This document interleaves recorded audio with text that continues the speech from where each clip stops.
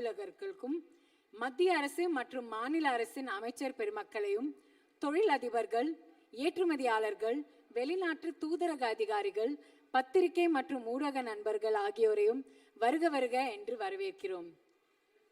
Ladies and gentlemen, we like to extend a warm welcome to our esteemed chief guests and the honorable ministers, and we'd like to welcome them onto the dais.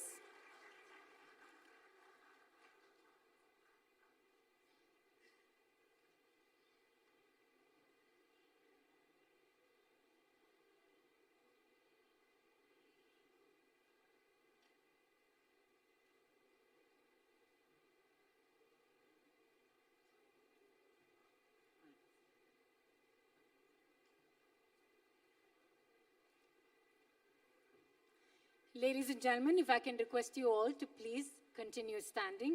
We will begin the program with Tamil Thai Vaarthu, so I request you all to please remain standing. Tamil Thai Vaarthu பாட அரசு இசை கல்லூரி மாணவிகளை அழைக்கிறோம். அனைவரையும் எழுந்து நிற்குமாறு பணிவுடன் கேட்டுக்கொள்கிறோம். நீராறும் கடலுடுத்த நிலமடந்த கெழிலொழுகும் சீராரும் வதனமென திகழ் பரத கண்டமிது தெக்கணமும் அதில் சிறந்த திராவிடனல் திருநாடும் தக்க சிறு பிறை நுதலும் தரித்தனரும் திலகமுமே அத்திலக வாசனை போல் அனைத்துலகும் இன்பமுற எத்திசையும் புகழ் மணக்க இருந்த பெரும் தமிழனங்கே தமிழனங்கே உன் சீரிலமை திறம்பியல்து செயல் மறந்து வாழ்த்துதுமே வாழ்த்துதுமே வாழ்த்துதுமே.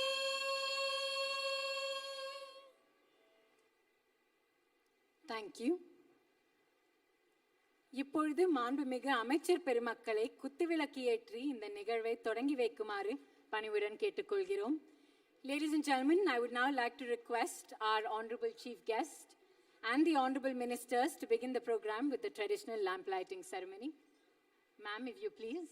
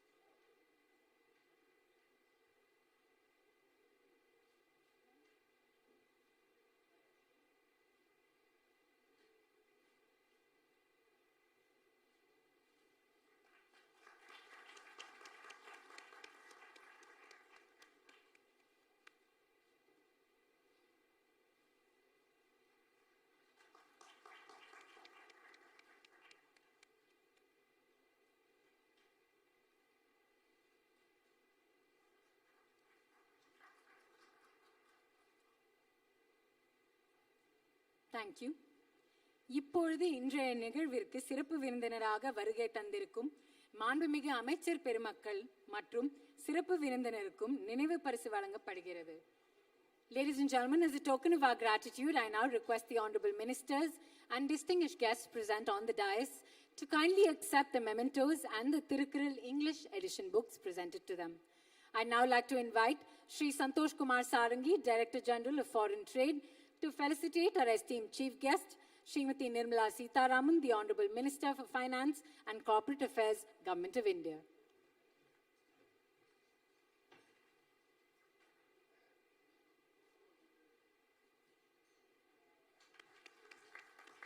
I'd now like to request Dr. M. Balaji, Joint Secretary, Department of Commerce, Government of India, and Nodal Officer for State of Tamil Nadu, to please felicitate Srimati Anupriya Patel, Honorable Minister of State for Commerce and Industry, Government of India.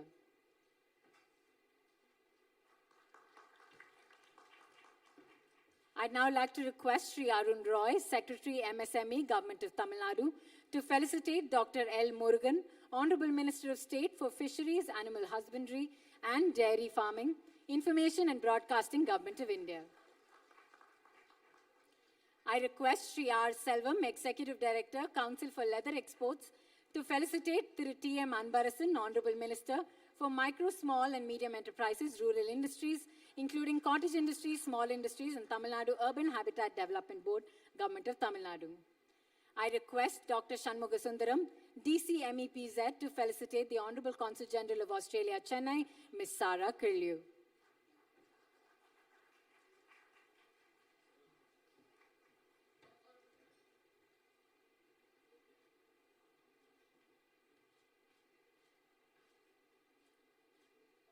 இப்பொழுது இந்திய அரசு வர்த்தகத்துறை இணை செயலாளரும் தமிழ்நாடு அரசு nodal அதிகாரியுமான மரியாதைக்குரிய திரு பாலாஜி அவர்களை வரவேற்புரையாற்ற அன்புடன் அழைக்கிறோம். I now like to invite Dr. M. Balaji, Joint Secretary, Department of Commerce, Government of India, and Nodal Officer for State of Tamil Nadu, to please deliver the welcome address.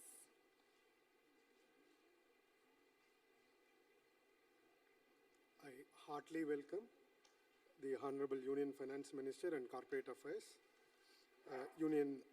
Honorable Union Minister for State of Fisheries, Animal Husbandry and Dairying, Honorable Union Minister of State, Commerce and Industry, Honorable Minister of Industries, MSME, Government of Tamil Nadu. I also welcome stakeholders for actively taking part in this outreach program, the India-UAE CEPA and India-Australia ECTA, conducted by the Department of Commerce.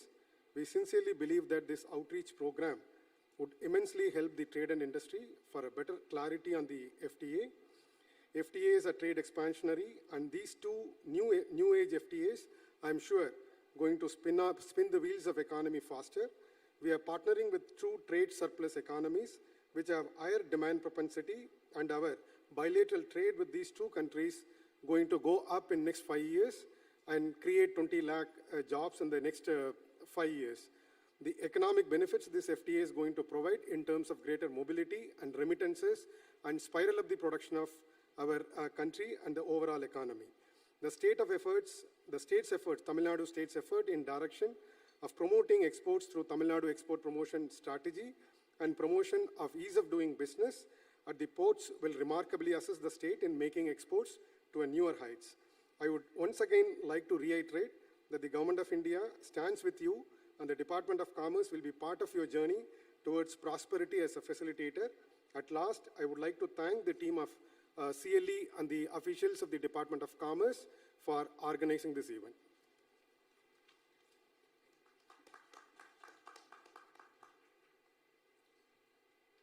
Thank you, sir. இப்பொழுது வர்த்தக ஒப்பந்தங்கள் பற்றிய காணொளி உங்கள் பார்வைக்கு. Ladies and gentlemen, if I can direct your attention towards the AV screens for a clip on trade agreements.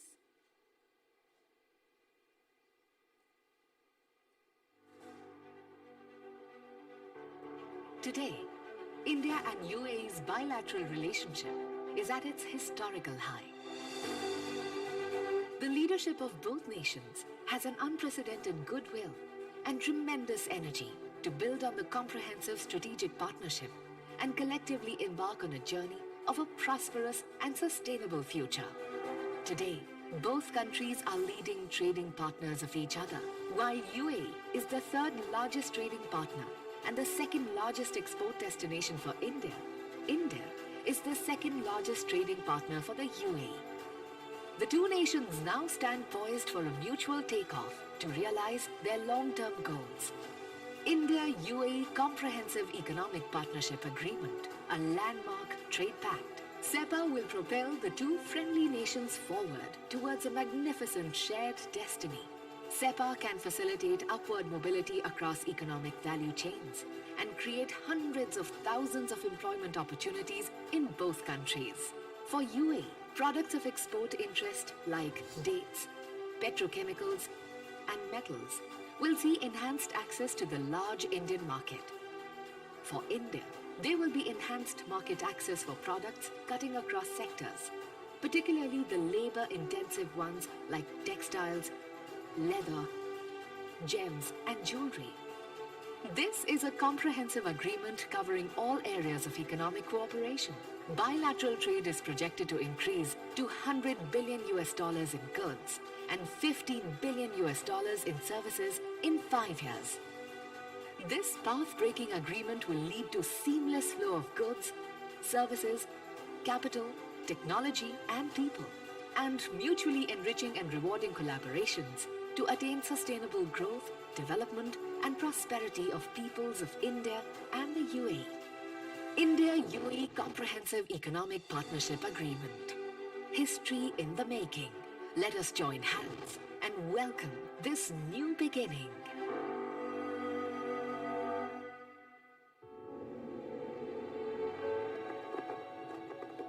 India and Australia are strategic partners. Under the dynamic leadership of Prime Minister Narendra Modi, India-Australia relationship has grown from strength to strength. His vision of export-led growth and local for global has now fructified. The long-standing bilateral relationship between the two countries is poised to enter a new historic high in 2022. The countries are now an important step closer to facilitating stronger trade relations and people-to-people contact, underpinned by shared democratic doctrines and mutual interests. The Economic Cooperation and Trade Agreement, India-Australia ECTA, will significantly benefit the two nations by maximizing their strengths and focusing on their untapped potential, all towards a sustainable and promising future. What does this agreement mean? India gets 100% market access in Australia for its goods, benefiting labor-intensive industries like textiles, leather goods and footwear, engineering goods, and articles of jewelry, creating over 10 lakh jobs in the country. Australia gains better market access for its products in the large and growing Indian market. The bilateral trade is expected to grow from 27.5 billion USD today to about 45 billion USD in the next 5 years. इन उभरती technology में उचित वैश्विक मापदंड अपनाए जाए, open और inclusive Indo Pacific के प्रति हमारी प्रतिबद्धता को दर्शाता है. High-quality education in various streams makes Australia an appealing destination for Indian students. Post-study work visa will benefit 1 lakh Indian students studying in Australia at present and lakhs of students in the future. Fast-track approvals will be given for Indian pharma products, making its entry into the $12 billion Australian market easier. Yoga teachers and Indian chefs will get visas and would facilitate rich cultural exchanges. Our comprehensive strategic partnership, though, reflects the ambition that we share and we hold for our relationship. And the pace and scale of that cooperation since we lifted ties back in 2020 has been remarkable. This economic cooperation and trade agreement is just the beginning. It's the foundation for many more building blocks. Blocks that will build closer cooperation and unlock newer opportunities by eliminating trade barriers, encouraging investments, and generating employment opportunities. India-Australia Economic Cooperation and Trade Agreement. India-Australia ECTA. History in the making.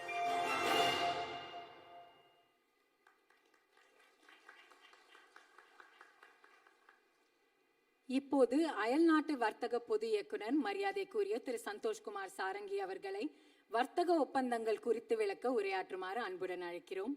I would now like to request Shri Santosh Kumar Sarangi, Director General of Foreign Trade, to make a presentation of summary of the trade agreements and of the deliberations from the panel discussions.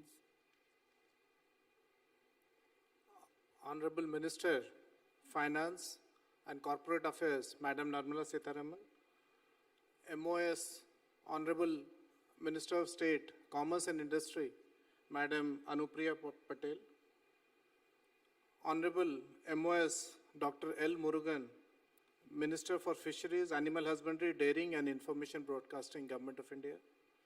Honorable Minister Thiru Anbarasan, Honorable Minister for MSME, Government of Tamil Nadu. Honorable Minister for Industries, Mr. Thiru Tangam Tenarasu, Government of Tamil Nadu.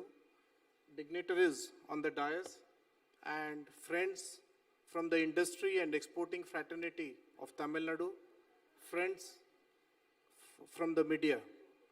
We are talking of two historic trade agreements which have been signed recently by the Government of India with UAE in a record time of 88 days of negotiation, and with Australia, again within a very short span of time this negotiation was crafted.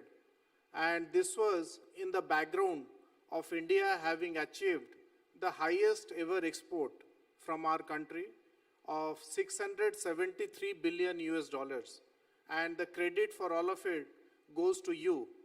During the peak of the pandemic, you withstood very adverse situations in shipping lines, problems relating to containers, but still you overcame all this adversity to achieve the highest ever merchandise export of $419.6 billion and 254 billions of services export, making it the highest ever in the country.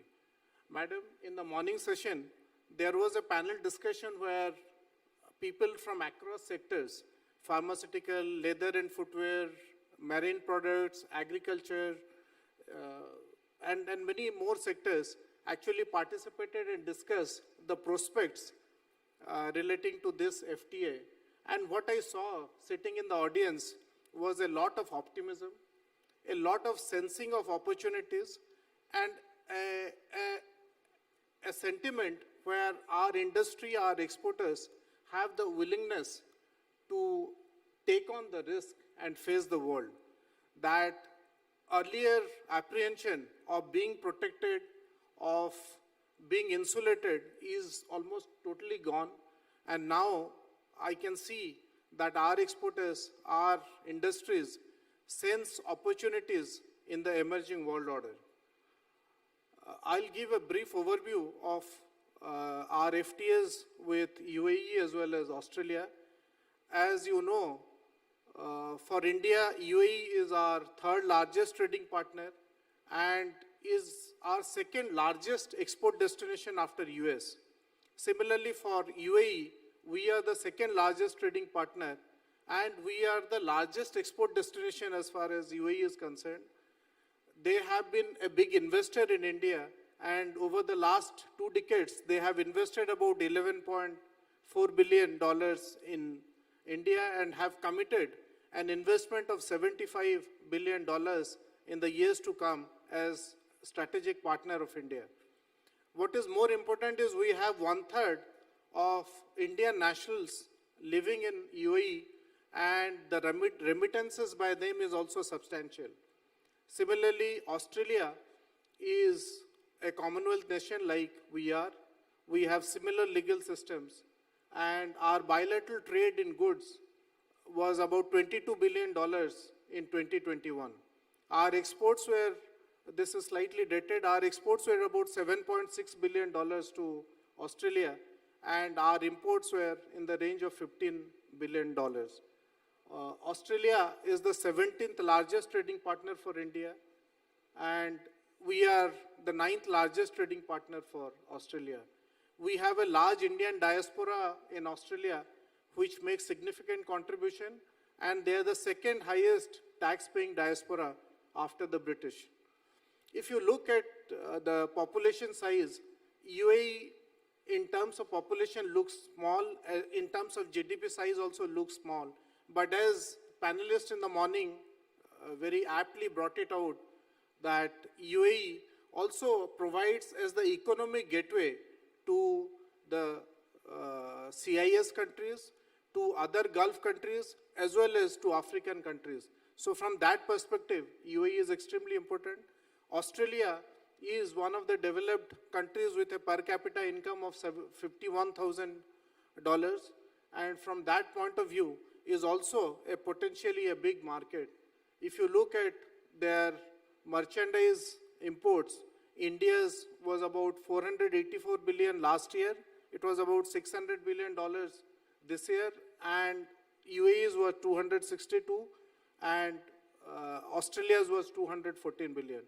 Total trade, India has been about $1,200 billion against UAE's and Australia, which is almost half of ours.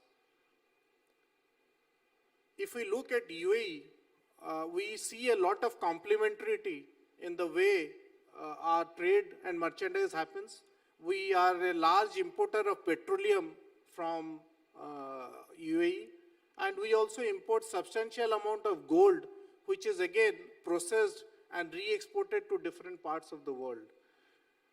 We have a very robust tie-up as far as services is concerned, and UAE being a trading hub also exports a lot of transportation and construction services to India. Similarly, with Australia, our exports to Australia has been growing, and we have also seen a lot of complementarity with Australia as it is also one of the largest exporters of raw materials and intermediate goods. If you look at their concentration of export, it's largely in coal and largely in coking coal, where India has a shortage. So almost 74% of Australia's export to India consists of coal, and out of that 70% plus is coking coal. India has a fairly broad-based export to Australia, and a lot of finished products, agricultural goods go to Australia, and we have a large number of students now going to Australia who spend about $4 billion a year in this. As far as the scope of the agreement, the effort has been to reach a full and deep agreement covering multiple aspects of trade negotiation. So trade in goods and services have been covered. Rules of origin have been made very robust in this. Technical barriers to trade and sanitary and phytosanitary conditions have been made to facilitate trade. Custom procedure and trade facilitations have been worked out. And some of the salient features of India-Australia ECTA has been provisions relating to temporary movement of natural persons. And in the slides ahead, you will see that Australia has agreed to provide extended visa to students from 18 months to till about 4 years to allow them to look for opportunities in Australia. Similarly, there has been a best endeavor condition for ensuring transparency. And in India-UAE CEPA, a lot of new elements have been added relating to digital trade, government procurement, investment trade, and facilitating MSMEs. This is what is the snapshot of the benefits. Immediate access to UAE is for 90% of Indian exports in value terms, and 98.3% tariff lines are being opened, which account for 96.4% of our trade values. Overall duty elimination will be about 97% tariff lines in UAE, and 100% of tariff lines are being opened by Australia for Indian goods. The immediate duty-free access is in many of our labor-intensive sectors: gems and jewelry, textiles, agriculture and marine products, leather, footwear and sports goods, pharma and medical devices, engineering products, etc. As far as India is concerned, we have sensitivities in certain sectors and we have kept it in the excluded category. Many of our agriculture products, especially dairy, tea, coffee, rubber, tobacco, have been kept in the excluded category. And on these, we appreciate our partners' understanding of our sensitivities and allowing this to be kept in the excluded list. Similarly, in services, there have been a lot of openings in both UAE and Australia. Market access commitments, out of the 160 subsectors in the GATS agreement, 111 UAE has agreed, and Australia has agreed to open up in 135 subsectors. For India's aggressive interests in areas like computer-related services, audiovisual services, education, health, tourism, UAE has provided us better market access and MFN opportunities. And as I pointed out earlier, post-study work visa has been agreed by Australia, and work and holiday visa arrangement for young professionals in the age group of 18 to 30 has been provided by Australia. Similarly, pursuing for mutual recognition agreement in professional services like architecture, nursing, medical profession has also been agreed to be signed within the first 12 months of coming of effect of this trade agreement. Stringent origin criteria has been agreed, where 40% of products for UAE and value addition with chapter tariff, change in tariff subheading has also been agreed. For the very first time, we have also put in a product-specific rule of origin for steel, which makes it obligatory to melt and pour as one of the rules for steel under rules of origin criteria. Similarly, safeguard agreement mechanism has been put in place where for surge in imports, India could put the MFN duty back. Mutual recognition annex and pharmaceutical is there, which will allow automatic registration within 90 days in case of UAE, and similar agreements have also been done with Australia.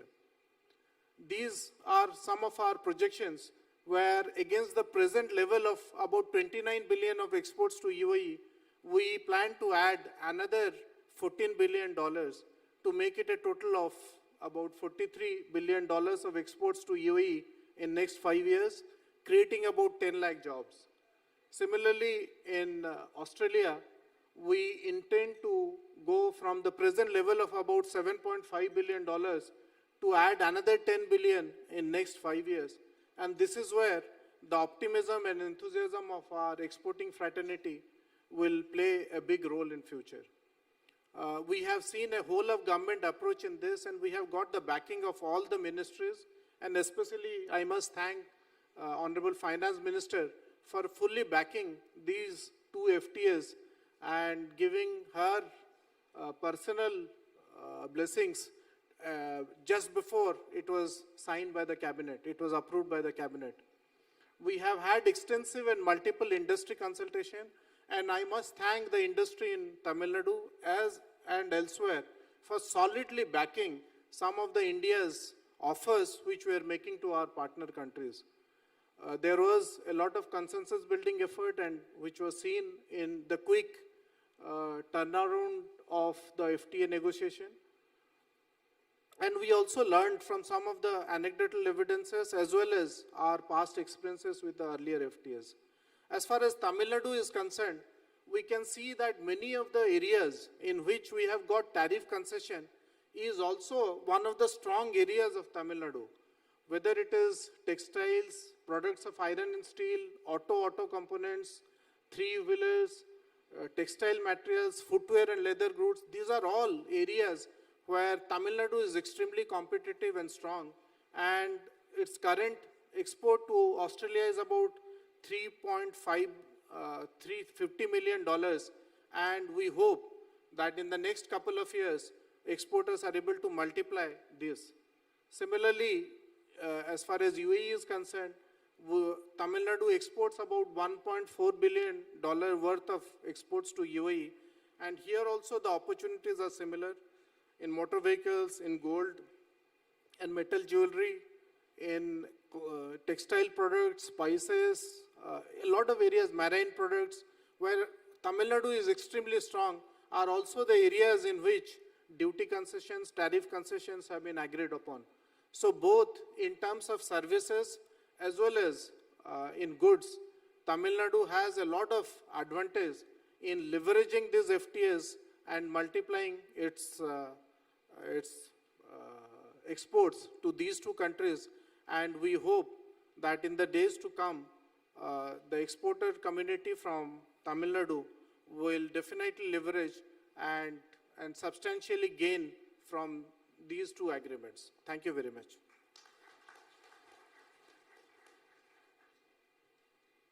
Thank you, sir, for your detailed presentation. Ladies and gentlemen, we will now have the cross-sectoral industry presentations from 4 industry leaders. May I now request Shri Sanjay Lekha, Chairman, Council for Leather Exports, to present his views on the potential for leather sector. இப்பொழுது முதலாவதாக தோல் ஏற்றுமதி கவுன்சிலின் தலைவர் மரியாதைக்குரிய திரு Sanjay Liga அவர்களை உரையாற்ற அழைக்கிறேன்.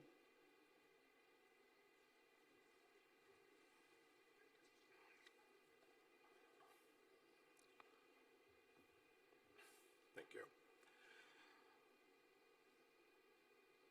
Honorable Minister of Finance and Corporate Affairs, Madam Nirmala Sitharaman ji, Honorable Minister of State for Commerce and Industry, Madam Anupriya Patel ji, Dr.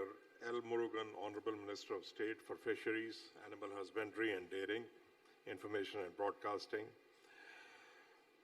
Honorable Thiru T. M. Ambarasan, Honorable Minister for MSME, Government of Tamil Nadu, Dr. Sarah Kerleo, Consul General of Australia in Chennai, and all dignitaries on the dais, all my friends from the industry and the exporting community. The Indian leather and leather products and footwear industry has an export turnover of approximately 5 billion and a domestic sales turnover of 12 billion. Through its quality consistency, the sector has become a leading supplier to major global brands. The sector is spread across all parts of the country, especially Tamil Nadu, Uttar Pradesh, West Bengal, Delhi, Maharashtra, Haryana, Punjab, and other states. We provide employment to about 4.42 million workers. The sector is now on a growth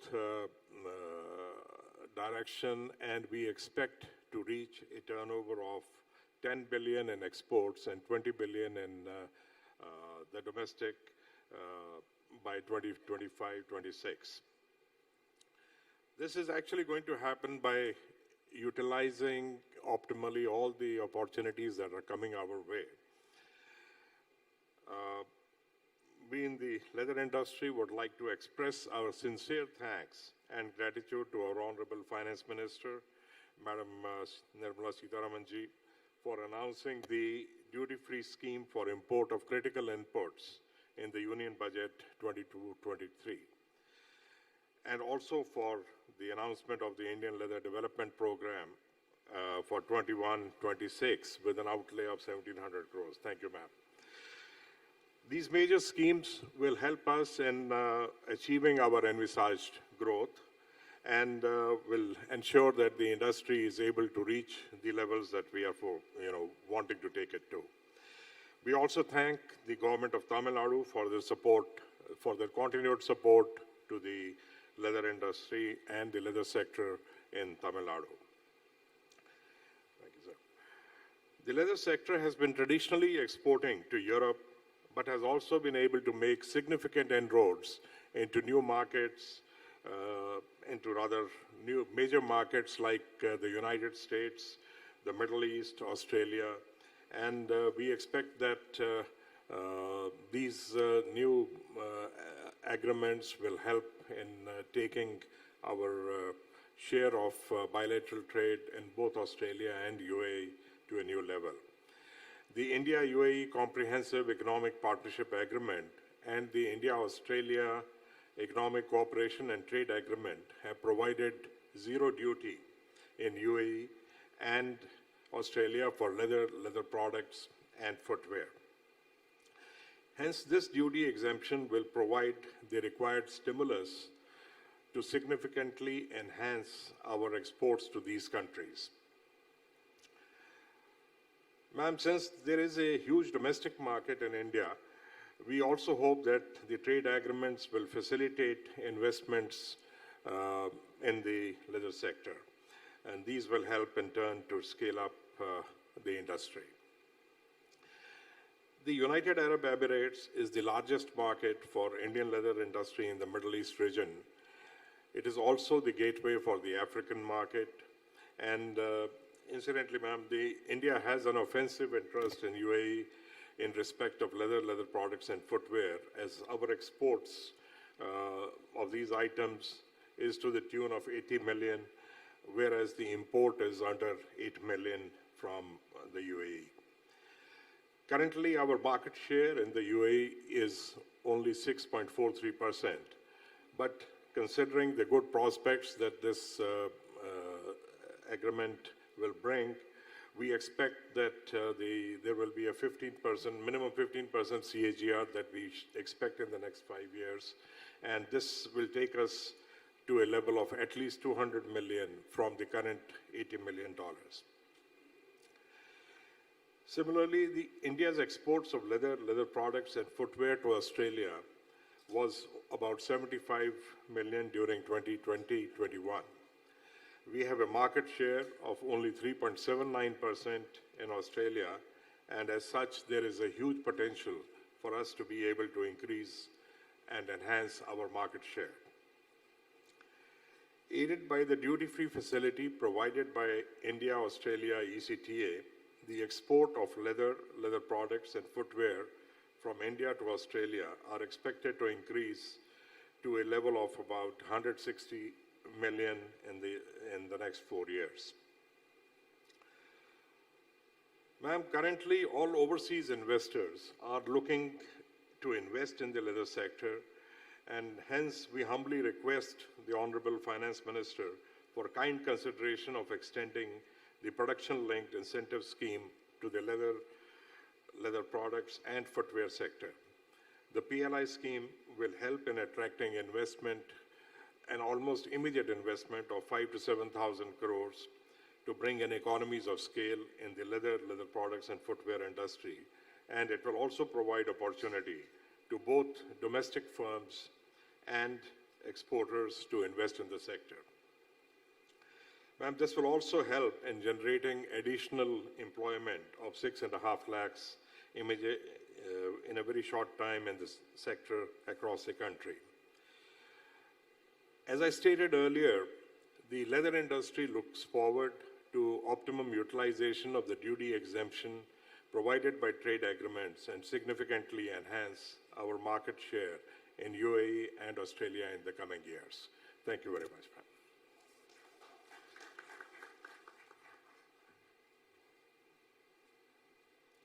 Thank you, Mr. Lekha. May I now request Dr. A. Shaktivel, President FIEO, to present his views on the potential for textile sector. அடுத்ததாக FIEO தலைவர் திரு doctor A Sakthivel அவர்களை உரையாற்ற அன்புடன் அழைக்கிறோம்.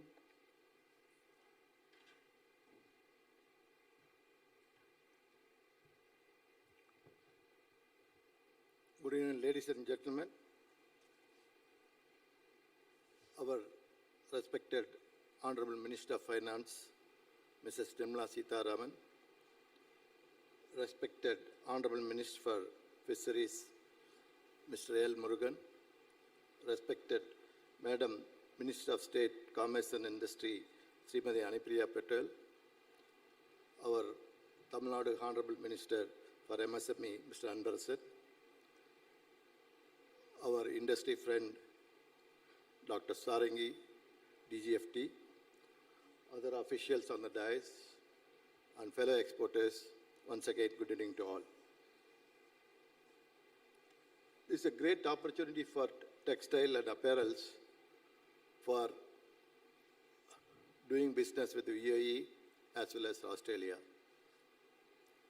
I was fortunate enough, both the signature was taking place. I was present in Delhi for UAE as well as Australia, and afterwards, Honorable Minister Mr. Piyush Goyal took a delegation to UAE as well as to Australia, and I am also part of it. I could find the positive response in both the countries.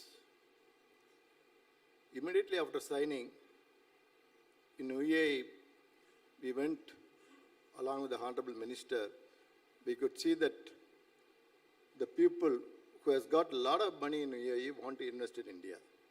That investment mode is completely changed. And another advantage, what I heard from there, 18 million Indian people are living in UAE itself. So good opportunity for both the countries, the who lives as Indians in UAE as well as the investment to come into India by UAE. And also I had an opportunity to attend the INDIA-UAE of UAE government. There also I could see all the investors who participated wants to come and invest in India. And also the gem and jewelry people will have a most advantage because they can bring the gold, remake it and send it back to UAE. And UAE is not only good for importing into UAE. From there, it's a transmit point. It goes all the GAC countries and also nearby countries. And I never seen in my 40 years of life an agreement is signed within 88 days of starting this. That Honorable Prime Minister of India's leadership has given this big facilities for us. We should utilize it.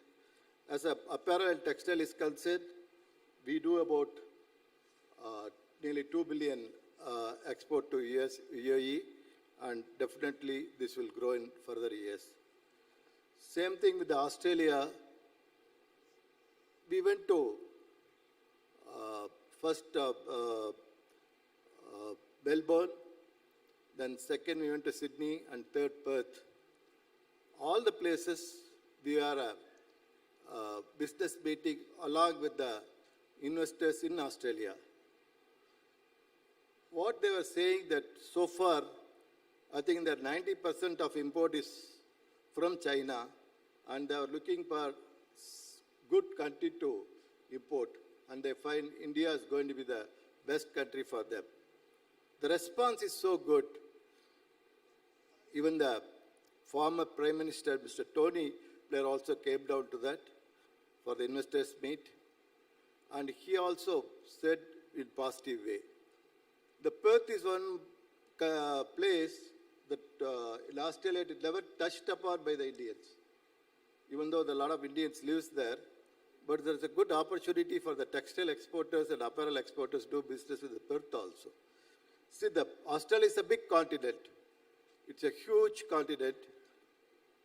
From one place to other place, you have to travel by plane, means it takes 8.5 hours. So this signing UAE, Australia ECTA is going to help the apparel exporters in all the ways. And the big stores also, I met them. They have a Target and Macy's, Mayer and other big stores. They were also saying that, yes, we will come and buy from India because India is already supplying apparels to the big stores in the USA. They mostly follow the fashion of USA and they want to come to India. And 3 people who came along with us got the spot order in there itself. In Sydney, they wrote an order for the Indian apparel exporters. So really I thank Honorable Prime Minister of India, and we are hearing that Mr. DGFT was saying we got all the blessing from Honorable Finance Minister for signing this 2 FTA. Because any FTA or CEPA or ECTA to be signed, we need the blessing of Honorable Finance Minister, and she is always for the industry because she knows our exports because she was the first Minister for Commerce, then only she went to other ministry. She understands the issues of exporters, and here I don't want to talk about the issues. Yesterday, we had a lengthy meeting with Honorable Finance Minister to Coimbatore. We are really fortunate to have Honorable Finance Minister because as a FIO President, when they fixed the target of 400 billion, in the beginning we are all wondering how to achieve this. But Honorable Finance Minister has helped with all the schemes, whatever we asked for. With that schemes only we could achieve more than 5% the target. We were thought 400, but we achieved 419 billion, madam, because of all your support and with your blessings. Madam, we assure you that I know you will be with us. The next year target, Honorable Prime Minister is going to announce very soon. And with your support and whatever the scheme you are going to announce, we will definitely achieve that target also the next fiscal. And here I just want to mention, we have a Honorable Minister of Tamil Nadu for MSME. He is really taking care of the MSME sector, and a lot of schemes were announced even the last week in the assembly session. Sir, thank you, sir, for all the support you are giving to the MSME and also to the exporters. With this, I tell all the exporters here that very soon there will be a signing of FTA with the UK also, then will be followed by Canada and Europe. With all this signing of FTA, the best sector who is going to benefit is textile and apparel sector. With this, I thank the organizers for giving this opportunity. Thank you very much.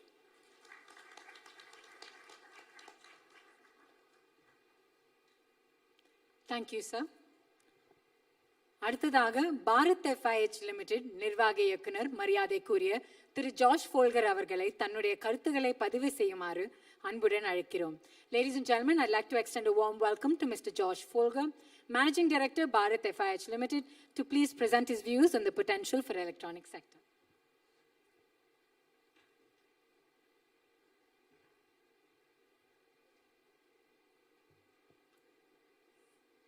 Vanakkam.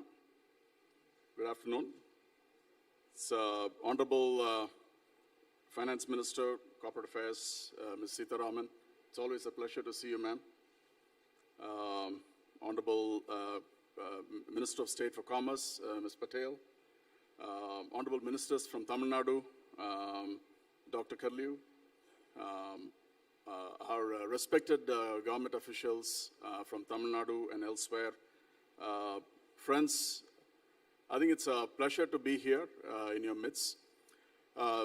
Mr. Santosh, we have to get electronics on the list very soon. So hopefully I can inspire this trade partnership to get that going. But I want to first, as Mr. Saktivel said, Make in India for electronics was started by Madam when she was there. She personally got involved. And today I'm very happy to say that 40 million mobile phones being made in India to today 300 million phones being made in India is Madam's Make in India program. So thank you, ma'am. I know you are personally involved in this, and really we put India in the map in electronics. And we hope this grows. And 18 months ago when Atmanirbhar Bharat was started, supported by the PLI scheme. Thank you, ma'am, again. The PLI scheme is really driving this growth to other sectors apart from mobile phones. Really, it's going to take us, because in my simple definition as an engineer, Atmanirbhar Bharat is design in India, it is machines in India, and make in India, ma'am. And so we really hope that this really puts India on the map. Our humble goal is 300 billion by 2026 in electronics. Tamil Nadu electronics policy goal is 100 billion by the same time. So hopefully 30% will come from Tamil Nadu, and that's our dream. We believe that these FTAs, Madam, are awesomely placed. I think it is very, very forward-looking, and we really thank you for your foresight and leadership in this. UAE is a gateway, it's an export gateway for Middle East and Africa. We hope that extends for electronics as well. And Australia, Dr. Curley, we hope that we get to see some phones made from India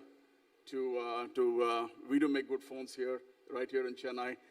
We can send to Australia and the Indo-Pacific region. So we really hope this goes forward. So again, we continue to look for the strong support, Madam, from you, from commerce, defense, as we lead the country into Atmanirbhar Bharat. We look forward. We have a fantastic machinery, incredible talent in Tamil Nadu and beyond. We really think it's possible, and these FTAs are only going to help us. So thank you. Nandri Vanakkam.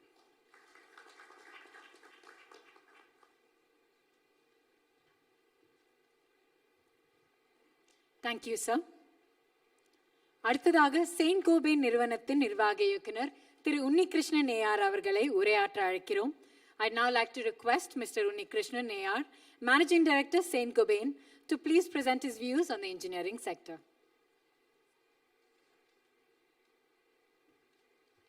Thank you. Honorable Ministers, dignitaries on and off the dais, ladies and gentlemen.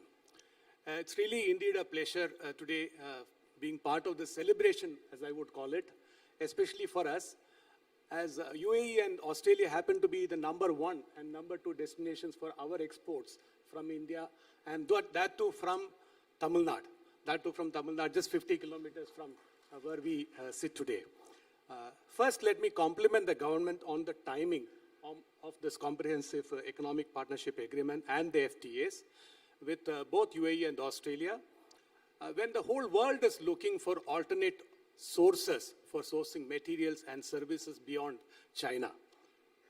In the past 1 month, Madam, I have personally had the opportunity to really host delegations from different countries, specifically seeking for products and solutions from India, as they want to really move out of China. And these are real business opportunities that they are talking about.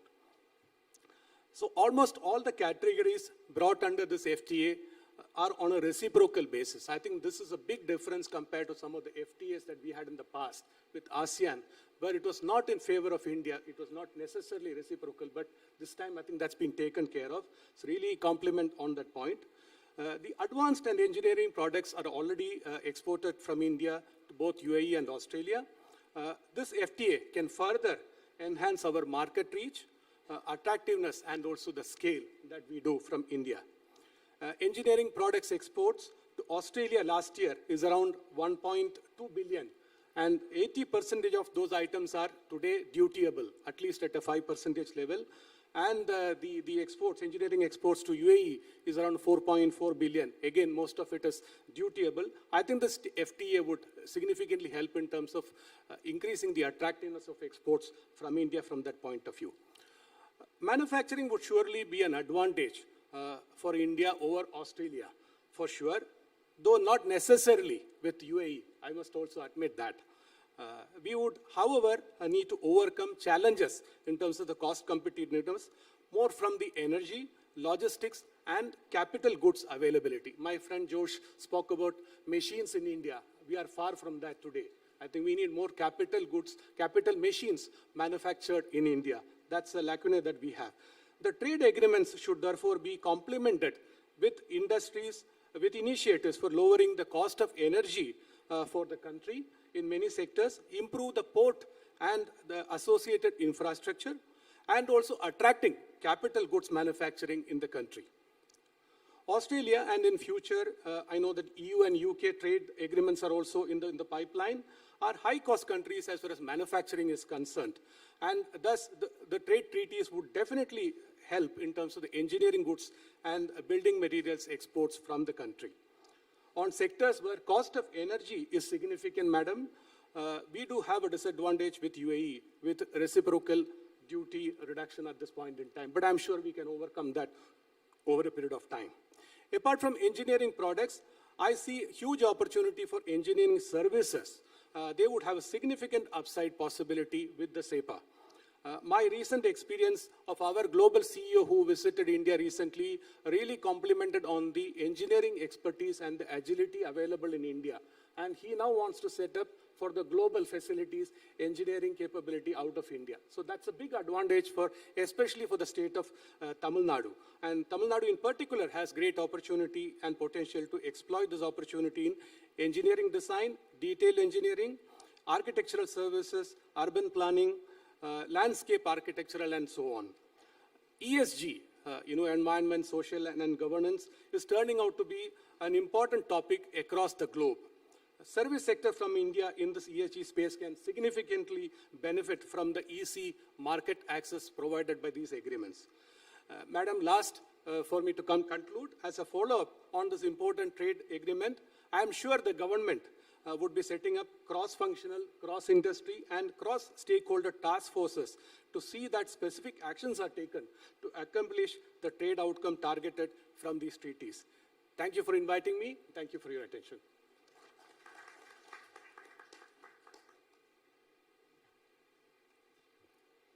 நன்றி. இவ்விழாவில் இந்த மேடையில் உரையாற்றிய அனைத்து தொழில் தலைவர்களுக்கும் எங்களுடைய மனமார்ந்த நன்றியை தெரிவித்துக் கொள்கிறோம். We'd like to extend our sincerest gratitude to all of the industry leaders for their presentations. And now, ladies and gentlemen, I'd like to invite the Honorable Consul General of Australia, Dr. Sarah Curlew, to please address the audience.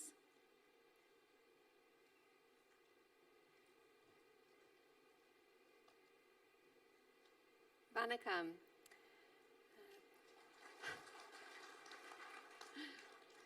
My sincere thanks to the organisers of this event for inviting me. It's truly a pleasure to share the stage with such an august panel. There's truly never been a better time in the Australia-India relationship. Since we agreed a comprehensive strategic partnership in 2020, things have been on a consistent upwards trajectory. Much of this is due to the convergence of our strategic interests in the Indo-Pacific, where we have a shared commitment to a free, open, and rules-based order. The signing of the Indo-Australia Economic Cooperation and Trade Agreement, the ECTA, after 10 years of negotiations, is truly a crowning achievement. It is a signal of the trust our governments have in each other. It wouldn't have been possible without the close negotiation and agreement between our prime ministers and our ministers. We hope that the agreement sends a powerful signal to business in both Australia and India that we want them to be looking to work together, to be actively diversifying and bolstering and giving resilience to our supply chains. You've heard very articulately from different presentations this morning and this afternoon about the benefits that will accrue from the agreement. There will be the cheaper import of Australian inputs for Indian manufacturing, as 85% of tariffs are removed. Specific benefits will include the import of Australian coal and critical minerals tariff-free. And I think we all look forward to cheaper prices on Australian wine. We are also pleased that the majority of Indian exports to Australia will be duty-free. As my preceding presenter mentioned, many of these currently attract a 4% to 5% duty. So removing this will bolster the competitiveness of India's export industries across a range of sectors, including labour-intensive ones such as jewellery, textiles, and leather. The structure of the Australian and Indian economies is such that we are a reliable supplier of what you need to make in India. There are also a range of other benefits detailed in the ECTA, including the resolution of issues relating to our double taxation avoidance agreement, which has been impacting IT firms, and, as was stated, a confirmation of post-study work rights for Indian students in Australia. Over the 5 years leading up to the pandemic, two-way trade between Australia and India had doubled.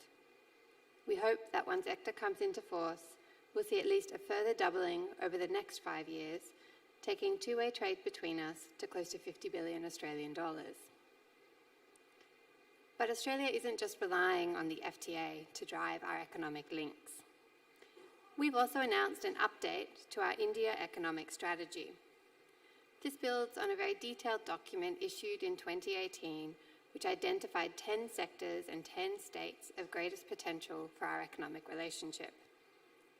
In this update, my government has identified 26 new initiatives with 1,500 crore rupees in funding attached to it to further deepen our ties. Of particular relevance to Tamil Nadu include new measures in education, in new and renewable energy, in investment, and in infrastructure cooperation. I also wanted to take a moment to celebrate the contribution of the Indian diaspora in Australia. Indian Australians as a group have increased in size by more than 100% in the last 10 years to reach 7 lakh. And that's in a population of just 25 million people.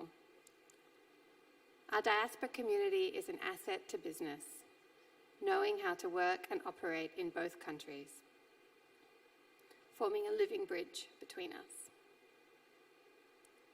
Ladies and gentlemen, I hope that from our discussions today you take away 2 key messages. First, there has never been a better time or a stronger outlook for Australia-India relations.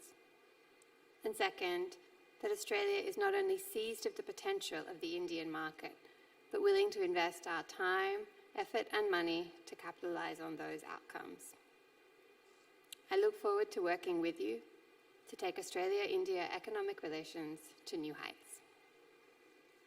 Nandri.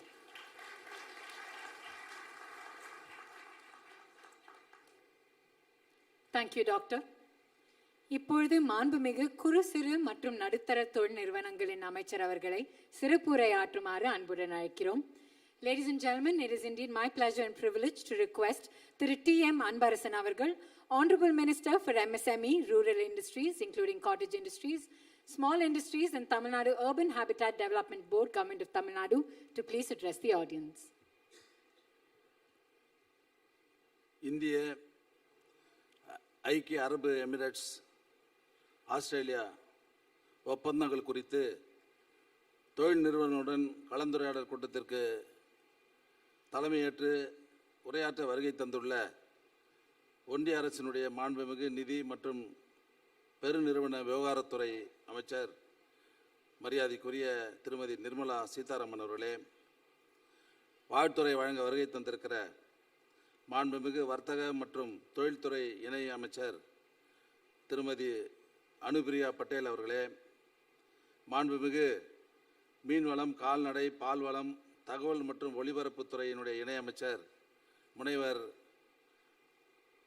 என்னுடைய அன்பு சகோதரர் முருகன் அவர்களே, இந்த கூட்டத்தில் கலந்து கொண்டு பல்வேறு கருத்துக்களை வழங்கியிருக்கிற மரியாதைக்குரிய சஞ்சய் லீகா அவர்களே, மரியாதைக்குரிய சக்திவேல் அவர்களே, மரியாதைக்குரிய ஜோசன் அவர்களே, மரியாதைக்குரிய பொன்னுசாமி அவர்களே, நிகழ்ச்சிக்கு வருகை தந்திருக்கிற நம் அனைவரையும் அன்போடு வரவேற்றிருக்கிற ஒன்றிய அரசினுடைய வர்த்தகத்துறையினுடைய இணை செயலாளர் எம் பாலாஜி ஐஏஎஸ் அவர்களே, நிகழ்ச்சியிலே கலந்து கொண்டு சிறப்பித்துக் கொண்டிருக்கிற தமிழக அரசினுடைய எம்எஸ்எம்இனுடைய அரசு செயலாளர் மரியாதைக்குரிய அருண்ராய் ஐஏஎஸ் அவர்களே, இறுதியாக நன்றி உரையாற்ற இருக்கிற திரு செல்வம் ஐஏஎஸ் அவர்களே, இந்த கூட்டத்திலே கலந்து கொண்டு சிறப்பித்துக் கொண்டிருக்கிற ஒன்றிய அரசு, மாநில அரசினுடைய உயர் அதிகாரிகளே, ஏற்றுமதியாளர்களே, தொழிலதிபர்களே, பத்திரிகை தொலைக்காட்சி நண்பர்களே, உங்கள் அனைவருக்கும் என்னுடைய அன்பான வணக்கம். ஒரு நல்ல நிகழ்ச்சி இன்றைக்கு நம்முடைய பகுதியில் நடைபெற்று கொண்டிருக்கிறது. இந்தியா மற்றும் ஐக்கிய அரபு எமிரேட்ஸ் ஆகிய இரு நாடுகளுக்கும் இடையில் விரிவான பொருளாதார கூட்டு ஒப்பந்தமும் இந்தியா, ஆஸ்திரேலியா ஆகிய இரு நாடுகளுக்கும் இடையில் பொருளாதார ஒத்துழைப்பு மற்றும் வர்த்தக ஒப்பந்தமும் இன்றைக்கு மேற்கொள்ளப்பட்டுள்ளன. இதனை தமிழகத்தில் உள்ள தொழில் நிறுவனங்கள் நல்ல முறையில் பயன்படுத்தி கொள்ளவும், ஒப்பந்தம் தொடர்பான விழிப்புணர்வை பெறவும் இந்த நிகழ்ச்சி நடைபெற்று கொண்டிருக்கிறது என்பதை நான் பெருத்த மகிழ்ச்சியோடு நான் தெரிவித்துக் கொள்கிறேன்.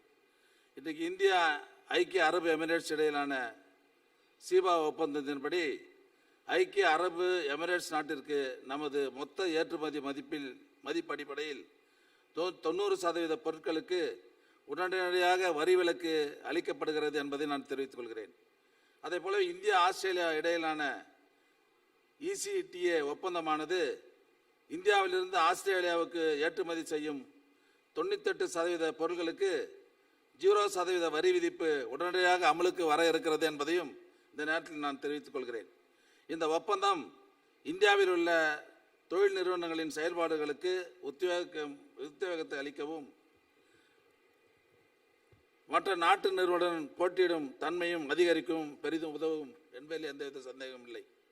மேலும் MSME நிறுவனங்களினுடைய பொருளாதார மற்றும் வர்த்தக பிரச்சனைகளுக்கு தீர்வு காணும் வகையில் இந்தியா ஐக்கிய அரபு எமிரேட்ஸ் இடையிலான CEPA ஒப்பந்தத்தில் ஒரு தனி அத்தியாயம் இணைக்கப்பட்டுள்ளது மிக சிறந்த ஒரு அம்சமாகும்.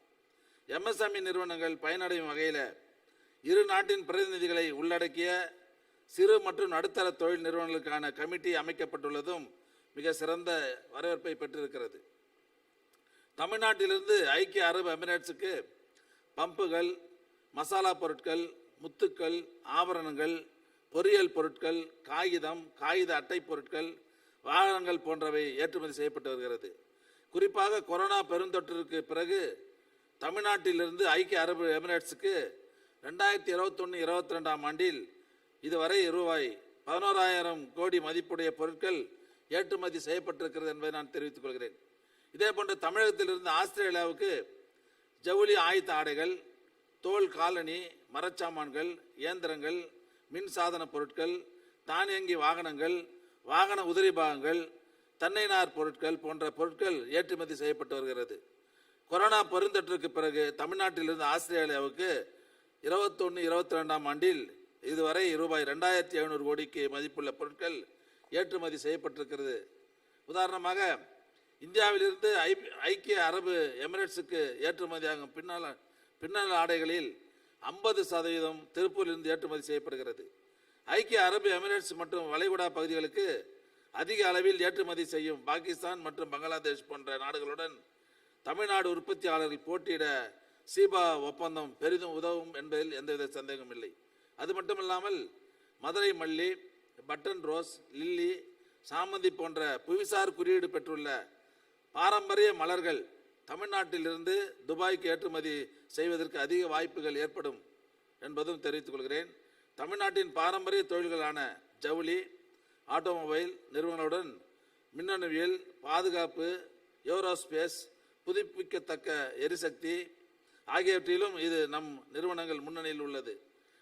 நடப்பு ஆண்டில் MSME துறையில் குறிப்பாக வளர்ந்து வரும் துறைகளான மின்சார மோட்டார்கள், மின்சார வாகனங்கள், மின்சார வாகன பேட்டரி, விண்வெளி, மருந்து, பெட்ரோகெமிக்கல்ஸ் போன்றவற்றிலும் இன்றைக்கு ஏற்றுமதி அதிகரித்துள்ளது. தமிழ்நாட்டில் உள்ள MSME நிறுவனங்கள் நம் நாட்டின் ஏற்றுமதியில் 45% அதிகமான பங்களிப்பை இன்றைக்கு வழங்கி கொண்டிருக்கிறது. இதனை மேலும் ஊக்குவிக்கும் விதமாக மாண்புமிகு தமிழ்நாடு முதலமைச்சர் அவர்களால் தமிழ்நாட்டில் திருப்பூர், கரூர், மதுரை, ஆம்பூர், தூத்துக்குடி, பொள்ளாச்சி, காஞ்சிபுரம், சென்னை, கோயம்புத்தூர், ஓசூர் ஆகிய இடங்களில் 10 ஏற்றுமதி மையங்கள் மேம்படுத்தப்படும் என அறிவிக்கப்பட்டு இப்போது அதை செயல்படுத்த நடவடிக்கை எடுக்கப்பட்டு வருகிறது என்பதை நான் தெரிவித்துக் கொள்கிறேன். இதனை செயல்படுத்தும் விதமாக வெளிநாட்டு வர்த்தக இயக்குநரகத்தின் மூலம் மாவட்ட தொழில் மைய உதவி பொறியாளருக்கெல்லாம் ஏற்றுமதி சார்ந்த பயிற்சி இன்றைக்கு அளிக்கப்பட்டிருக்கிறது என்பதை நான் தெரிவித்துக் கொள்கிறேன். MSME நிறுவனங்கள் மீது எப்போதும் தனி கவனம் செலுத்தும் மாண்புமிகு தமிழக முதல்வர் அவர்கள் சிறு குறு நடுத்தர தொழில் நிறுவனங்களுக்கான ஏற்றுமதி கையேடு ஒன்றினையும் இன்றைக்கு வெளியிட்டிருக்கிறார்கள். தமிழ்நாடு சிட்கோ மூலம் வளர்ந்து வரும் தொழில் துறைகளான மருந்து, துல்லியமான உற்பத்தி, பாதுகாப்பு, விண்வெளி, ஸ்மார்ட் போக்குவரத்து ஆகிய துறைகளுக்கான பெருங்குழுமங்கள் மெகா கிளஸ்டர் தலா ரூபாய் 100 கோடி ரூபாய் மதிப்பிலே பொது வசதி மையம் அமைக்க இப்போது நடவடிக்கை எடுக்கப்பட்டு வருகிறது என்பதையும் நான் தெரிவித்துக் கொள்கிறேன். மேலும் புகைப்படம், அட்டைப்பட்டி அச்சிடுதல், உணவுப் பொருட்கள், கயிறு தயாரித்தல், அச்சு தொழில்களுக்கு 55 கோடி ரூபாய் செலவில் 5 பொது வசதி மையங்களை அமைக்க இப்போது நடவடிக்கை எடுக்கப்பட்டு வருகிறதும் என்பதையும் நான் தெரிவித்துக் கொள்கிறேன்.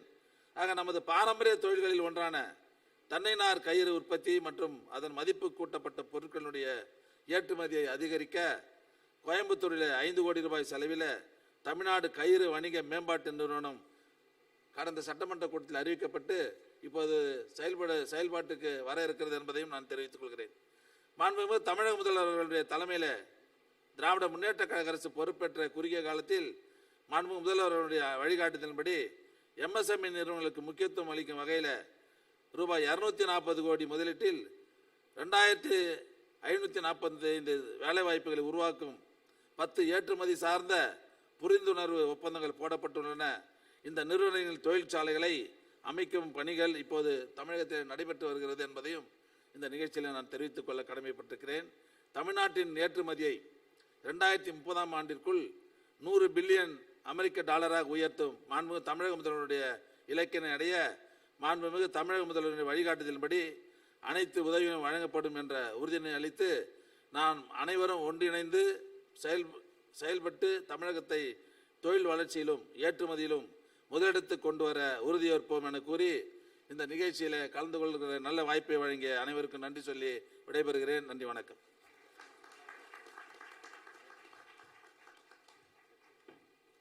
நன்றி ஐயா. Thank you sir. இப்பொழுது மாண்புமிகு மத்திய தகவல் ஒலிபரப்புத்துறை, மீன்வளம், கால்நடை மற்றும் பால்வளத்துறை இணை அமைச்சர் அவர்களை சிறப்பு உரையாற்றுமாறு பணிவுடன் அழைக்கிறோம். I now like to request Dr. L. Murugan, Honorable Minister for State for Fisheries, Animal Husbandry and Dairying, Information and Broadcasting, Government of India, to please present his address.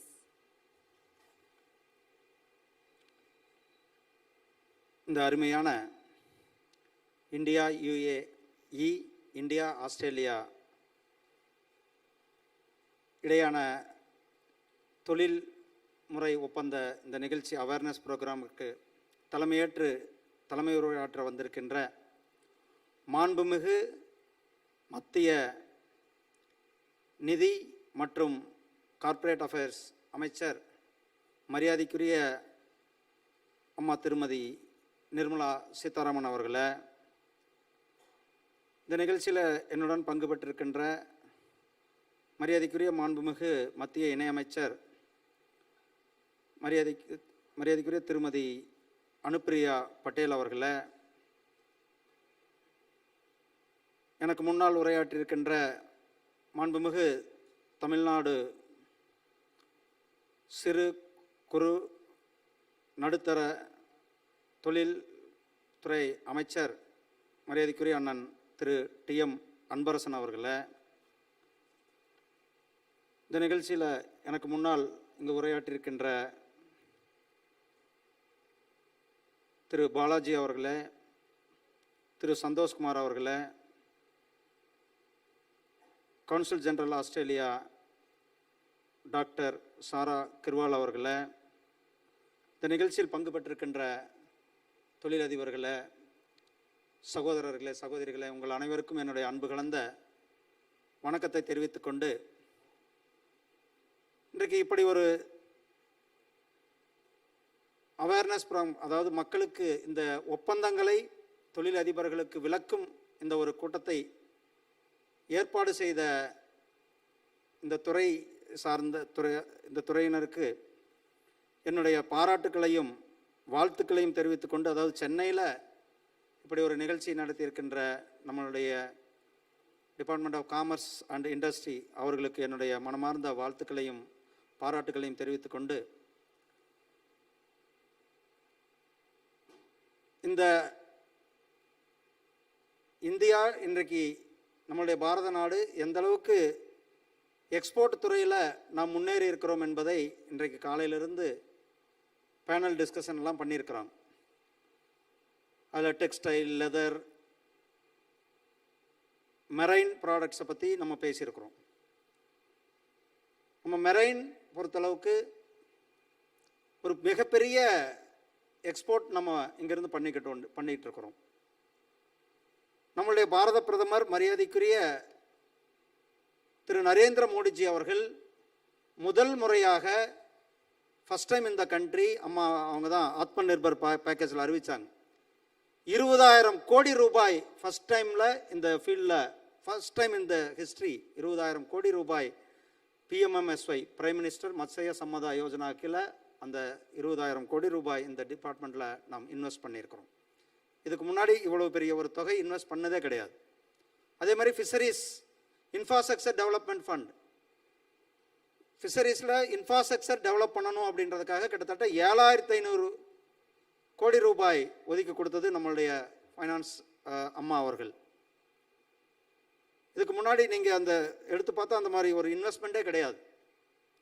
இதுக்கு முன்னாடி பட்ஜெட்டில் அம்மா அவர்கள் ஒரு அறிவிப்பு கொடுத்துருந்தாங்க, ஃபிஷிங் ஹார்பர்ஸை மாடர்னைஸ்டு ஃபிஷிங் ஹார்பராக ஆக்கிறது. சென்னை, விசாகப்பட்டினம், கொச்சின், பராதீப் பெட்டுவாக்காடு, இந்த 5 ஃபிஷிங் ஹார்பரையும் மாடர்னைஸ்டு ஃபிஷிங் ஹார்பர், ஏன்னா இன்டர்நேஷ்னல் ஸ்டாண்டர்டுக்கு மாடர்னைஸாக ஃபிஷிங் ஹார்பர்ஸ் ஆக்கணும் அப்படின்றதுக்காக அந்த இடத்துலையே processing unit, ice cold storage, ice facility, மாடர்னைஸ்டிங்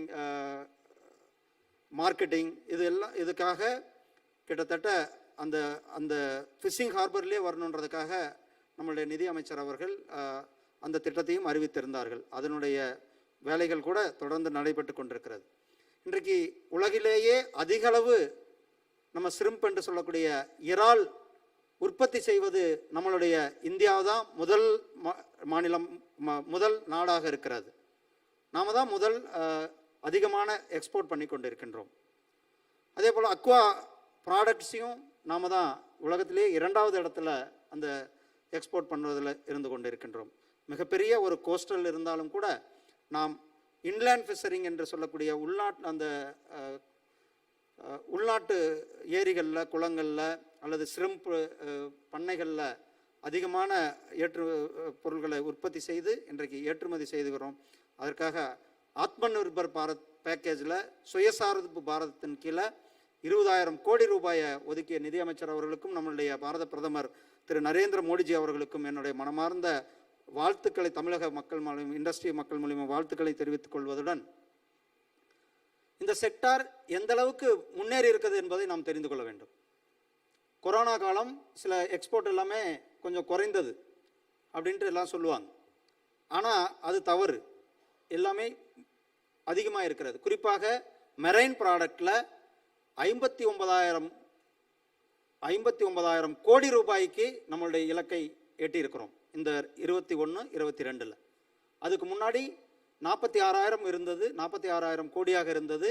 இப்போ வந்து 59,000 கோடியாக நம்மளுடைய இந்த எக்ஸ்போர்ட் மெரைன் இண்டஸ்ட்ரியில் ஆயிருக்கு. நம்மளுடைய இலக்கு 24-25 1 லட்சம் கோடி. நிச்சயமாக உங்களுடைய நம்மளுடைய பிரைம் மினிஸ்டரினுடைய சப்கா சாத், சப்கா விகாஸ், சப்கா விஸ்வாஸ், சப்கா பிரயாஸ், நம்ம அனைவரும் இணைந்து நிச்சயமாக அந்த 1 லட்சம் கோடி ரூபாய் என்ற அந்த டார்கெட்டை நிதியமைச்சர் அவர்களுடைய ஆதரவின் பேரில் நம்ம அந்த 1 லட்சம் கோடி ரூபாய் டார்கெட்டை நாம் அச்சீவ் செய்வோம் என்பதையும் உங்களிடத்தில் தெரிவித்துக்கொண்டு, இந்த அருமையான நிகழ்ச்சியில் உங்களிடத்தில் என்னுடைய உரையாற்றியதற்கு நன்றி, வணக்கம், வாழ்த்து.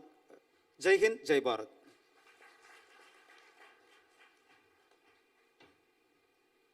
நன்றி ஐயா. Thank you sir. இப்பொழுது மத்திய வர்த்தகம் மற்றும் தொழில்துறை இணை அமைச்சர் அவர்களை சிறப்புரையாற்ற வருமாறு அன்புடன் அழைக்கிறோம். I'd now like to request Srimati Anupriya Patel, Honorable Minister of State for Commerce and Industry, Government of India, to please deliver her address.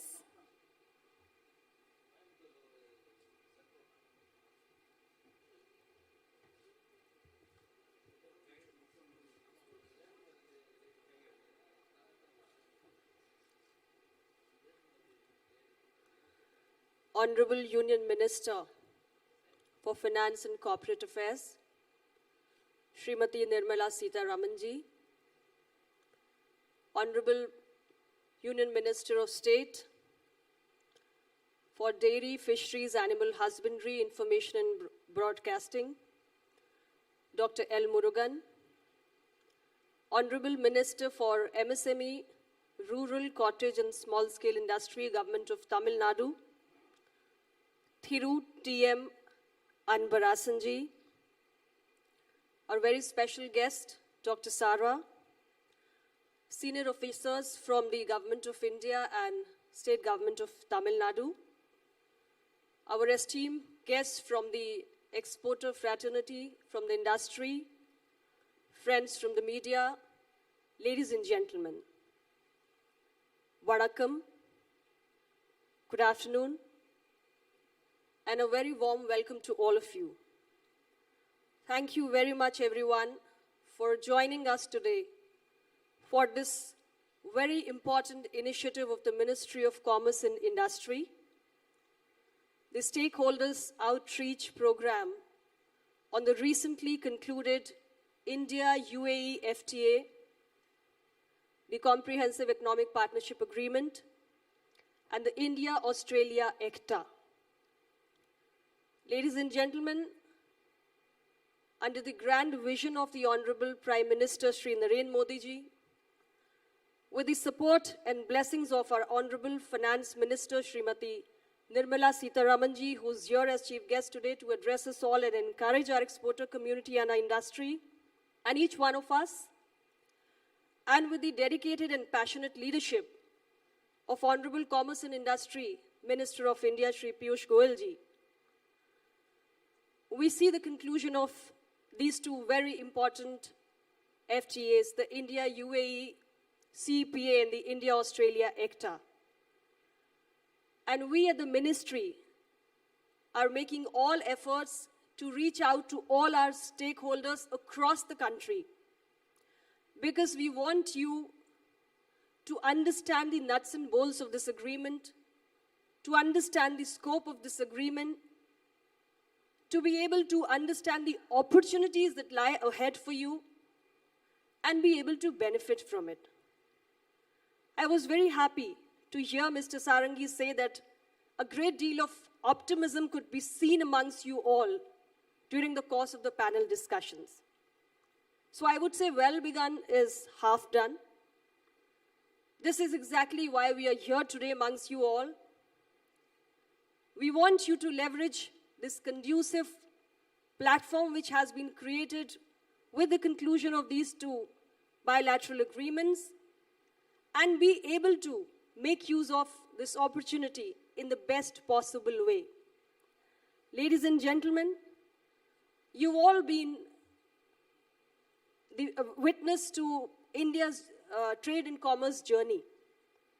And today you would not disagree with me if I say that we are creating history in this journey. Every day there is a significant milestone that we are achieving.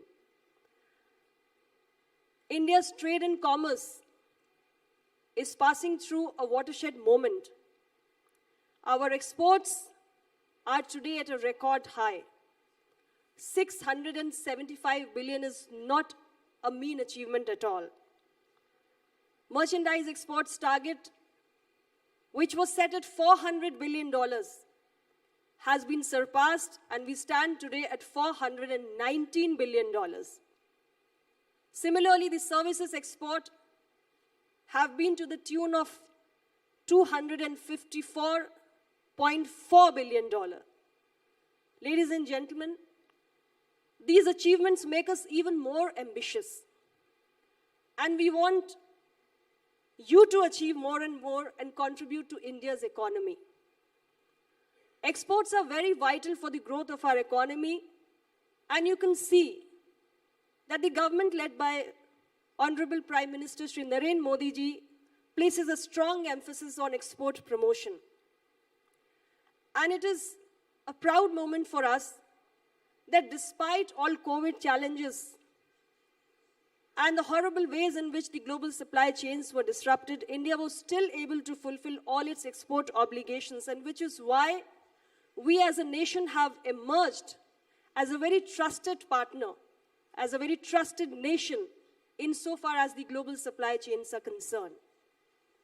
And today, the effort of the Ministry of Commerce and Industry is to promote our exports, particularly after the conclusion of these two very important bilateral agreements, the CEPA and the ECTA, that we promote our exports, we increase the competitiveness of our industry, and we are able to achieve a more profound integration with the global supply chains. Ladies and gentlemen, you would all agree with me if we say that Government of India concluded one of the fastest agreements in the form of the India-UAE CEPA. This is the fastest ever agreement which has been concluded globally between any two countries, because we made it possible in just 88 days. It's a full and deep agreement. It's a very comprehensive agreement which covers all aspects of the bilateral trade. And India and UAE, you've seen the presentation also. So many of you have been exporting to the UAE. you know that we are the top trading partners. UAE is the third largest trading partner for India, and India is the second largest trading partner of the UAE. UAE is also the largest Arab investor, which is investing close to $18 billion in India. And recently, we've entered into an MOU wherein UAE has committed to invest close to $75 billion towards infrastructure development in India. There are several benefits which will flow out of this comprehensive economic partnership agreement which has been concluded between the two countries. We all understand that after the conclusion, and this CEPA has even come into effect, you know, the first shipment, the first consignment of jewelry products has already been flagged off to the UAE on 1st of May this year. So we've already operationalized this agreement. And this is not just opening market access for our exporter community to the UAE, but also to the Arab and the other African countries. So there is a huge scope, and there is so much of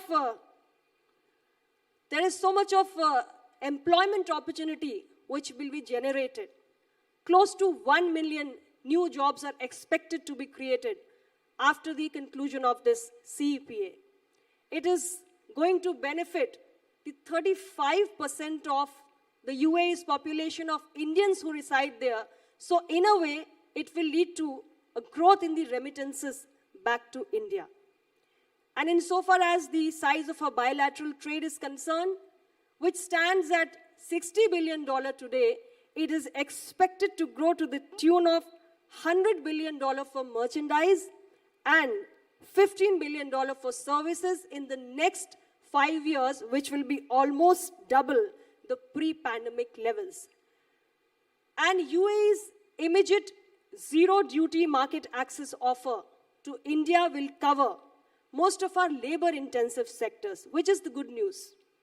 Gems and jewelry, textiles, leather, footwear, plastics, sports goods, furniture, agriculture, and many such labor-intensive sectors. Ladies and gentlemen, we believe there is an immense potential for further strengthening and diversifying the India-UAE bilateral trade relations. But you all have a lot to contribute towards this, because our relationship with UAE is not just important from an economic perspective, but also from the strategic point of view. We also have concluded another very important economic cooperation and trade agreement with Australia, which is the first trade agreement after more than a decade that India has been able to conclude with a developed country. And this is a very important achievement because this is like a signal that we give to the rest of the developed countries, because with a lot of them, like EU, like UK, we are in the process of negotiation, and few of them may be concluded by the end of this year itself. So whether it is UK, it is Canada or EU, we have given them a big message and a big signal, and India is going forward with negotiating with the other developed countries as well. Australia also is our 7th largest trading partner, and India is the 9th largest trading partner. And with the signing of this agreement, the bilateral trade, which stands today as $27.5 billion, is expected to grow to about $45 to $50 billion in the next 5 years, which will be a huge jump. And the labor-intensive sectors are again going to benefit: the engineering products, textiles and apparels, gems and jewelry, leather footwear, and even pharmaceuticals. So with the world adopting a source diversification strategy, we can also say that Australia will see India as a source alternative insofar as the scope of procuring the Indian products is concerned. And there will be an additional employment generation, close to 1 million. And also the 7 lakh Indian diaspora living in Australia will see an enhancement of employment opportunities, and this will also lead to a growth in the remittances back to India. So, ladies and gentlemen, with these two back-to-back agreements, we have been able to set an example for the world. There is a great deal of effort which has gone from both sides of the negotiating teams, whether it was India, UAE, or India, Australia. A lot of effort which was made in finalizing these two agreements. I would like to congratulate both the negotiating teams, and I would also like to extend my gratitude towards the leadership of our partner nations for extending their deep sense of commitment and cooperation to the negotiating teams, without which this would not have been possible. And we have fulfilled our promise of taking our bilateral relationships to the next level. But now there is a huge expectation from you. It is up to you to make use of this big opportunity. We can only encourage you and show you the way. There is a tremendous untapped potential which lies in the complementary business ecosystems of both our partner countries, whether it is India, UAE, or it is India, Australia. But it is still waiting to be tapped, and it is for you to make use of the opportunity. We at our level at Ministry of Commerce and Industry, we have tried to provide you the best of environment insofar as the friendliness towards industry is concerned.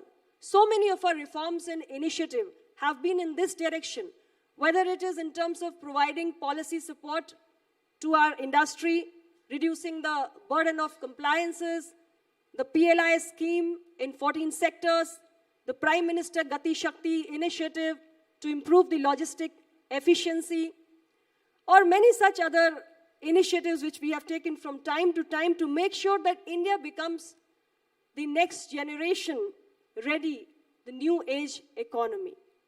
But now the onus lies on you, and we want you to come forward.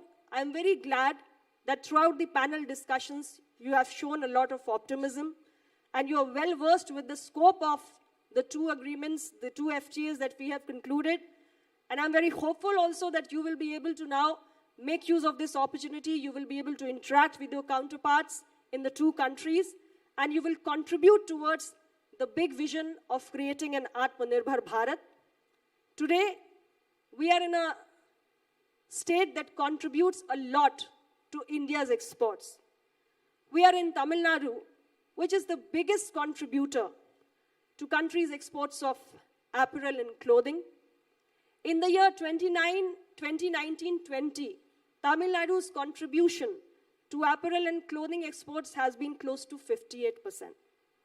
Similarly, in the footwear sector, the state has made a huge contribution of 44% to India's total exports. I would also like to congratulate the government of Tamil Nadu for specially crafting out their export promotion strategy 2021, and also identifying textiles and leather as the champion sector. The government has also undertaken various measures to improve the ease of logistics insofar as exports are concerned. Export hubs have also been created, and the development of economic employment enclaves is also being executed by the state government of Tamil Nadu. All these initiatives which the state government has taken are praiseworthy.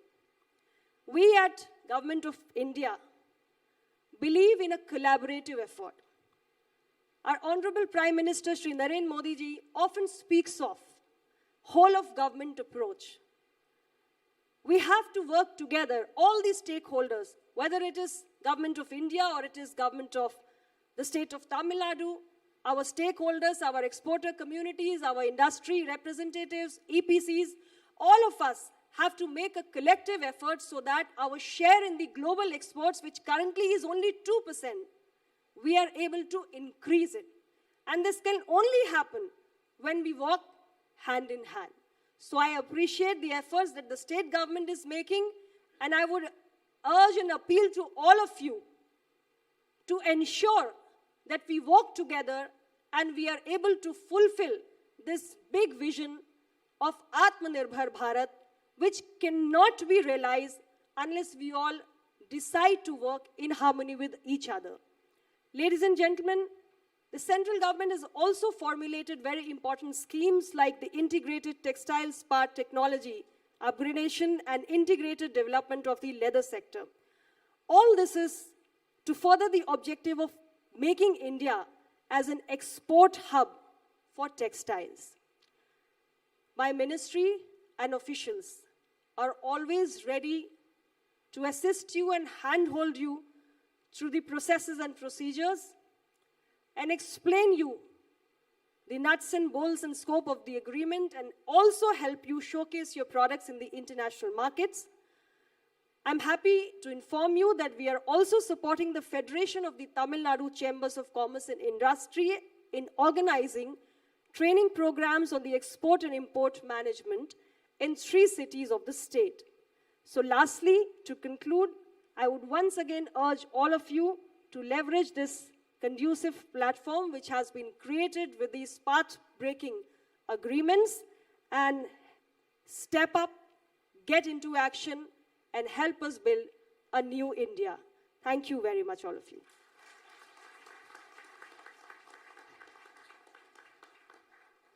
Thank you, Madam, for your impassioned speech. May I now request our esteemed Chief Guest, Srimati Nirmala Sitharaman, Honorable Minister for Finance and Corporate Affairs, Government of India, to please deliver the Chief Guest's address. இப்பொழுது மாண்புமிகு மத்திய நிதி அமைச்சர் அவர்களை சிறப்பு உரை ஆற்றுமாறு பணிவன்புடன் அழைக்கின்றோம்.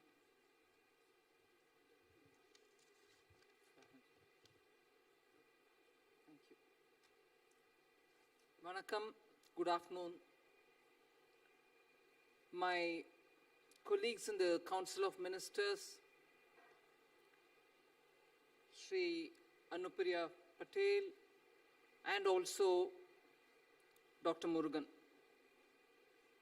Minister of Small and Medium Industries of Tamil Nadu, Sri Anbarasanji, and also the officials, both of the center and the state government.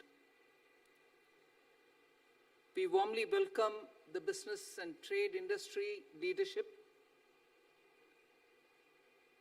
and also the representatives of various associations who have come here today. Let me have a word of praise for the Commerce Ministry, Union Government, for taking this initiative to build awareness on the 2 important trade agreements which have been signed in the recent past. One, of course, was, as Minister Patel mentioned, was one of those speedily executed, after good negotiation, speedily executed agreement with the UAE, and the other with Australia.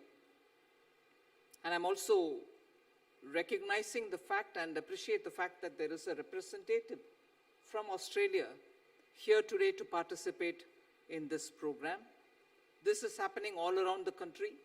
The Commerce Ministry, together with one of the ministers from the center, have been taking the content of the 2 agreements to all over the country just so that there's more exchange of ideas, getting into the details of what is actually in these agreements, so that businesses, industry, and trade can immediately derive benefit out of it. இன்று தமிழ்நாட்டில் இதே program அழகாக வழக்கி சொன்னாங்க, ஆங்கிலத்தில் சொன்னாங்க, தமிழ்லையும் காலையிலேருந்து கூட நீங்கள் பேச்சுவார்த்தை நடத்தியிருப்பீங்க. நான் டிஜிஎஃப்டி சந்தோஷ் சாரங்கி கிட்ட ஒரு விஷயம் கேட்டேன், அதை முதல்ல உங்கள் முன்னில் வைக்க விரும்புகிறேன். அவர் கொடுத்த ப்ரெசன்டேஷனும் சரி, அதற்கு பின்ன கூட கேள்வி பதில் மூலமாக நிறைய விஷயங்களை நீங்கள் பரிமாறி இருக்கலாம். அதையும் கூட 3வதாக ஆஸ்திரேலியாவிலிருந்து வந்திருக்கக்கூடிய அதிகாரி அவங்க கவர்மெண்ட் ஒரு சின்ன டாக்குமெண்ட் தயார் பண்ணியிருக்குது. அந்த டாக்குமெண்ட்டில் இந்த அக்ரிமெண்ட் மூலமாக பாரத தேசத்தோட என்னெல்லாம் பண்ணலாம், என்ன வியாபாரம் பண்ணினா நல்லா இருக்குன்றதை எடுத்து காட்டுற அளவுக்கு ஒரு புஸ்தகம் தயார் பண்ணியிருக்காங்க. அதில் முக்கியமாக தமிழ்நாட்டுக்கு இதனால என்ன உபயோகன்றதை எடுத்து சொல்லியிருக்காங்க.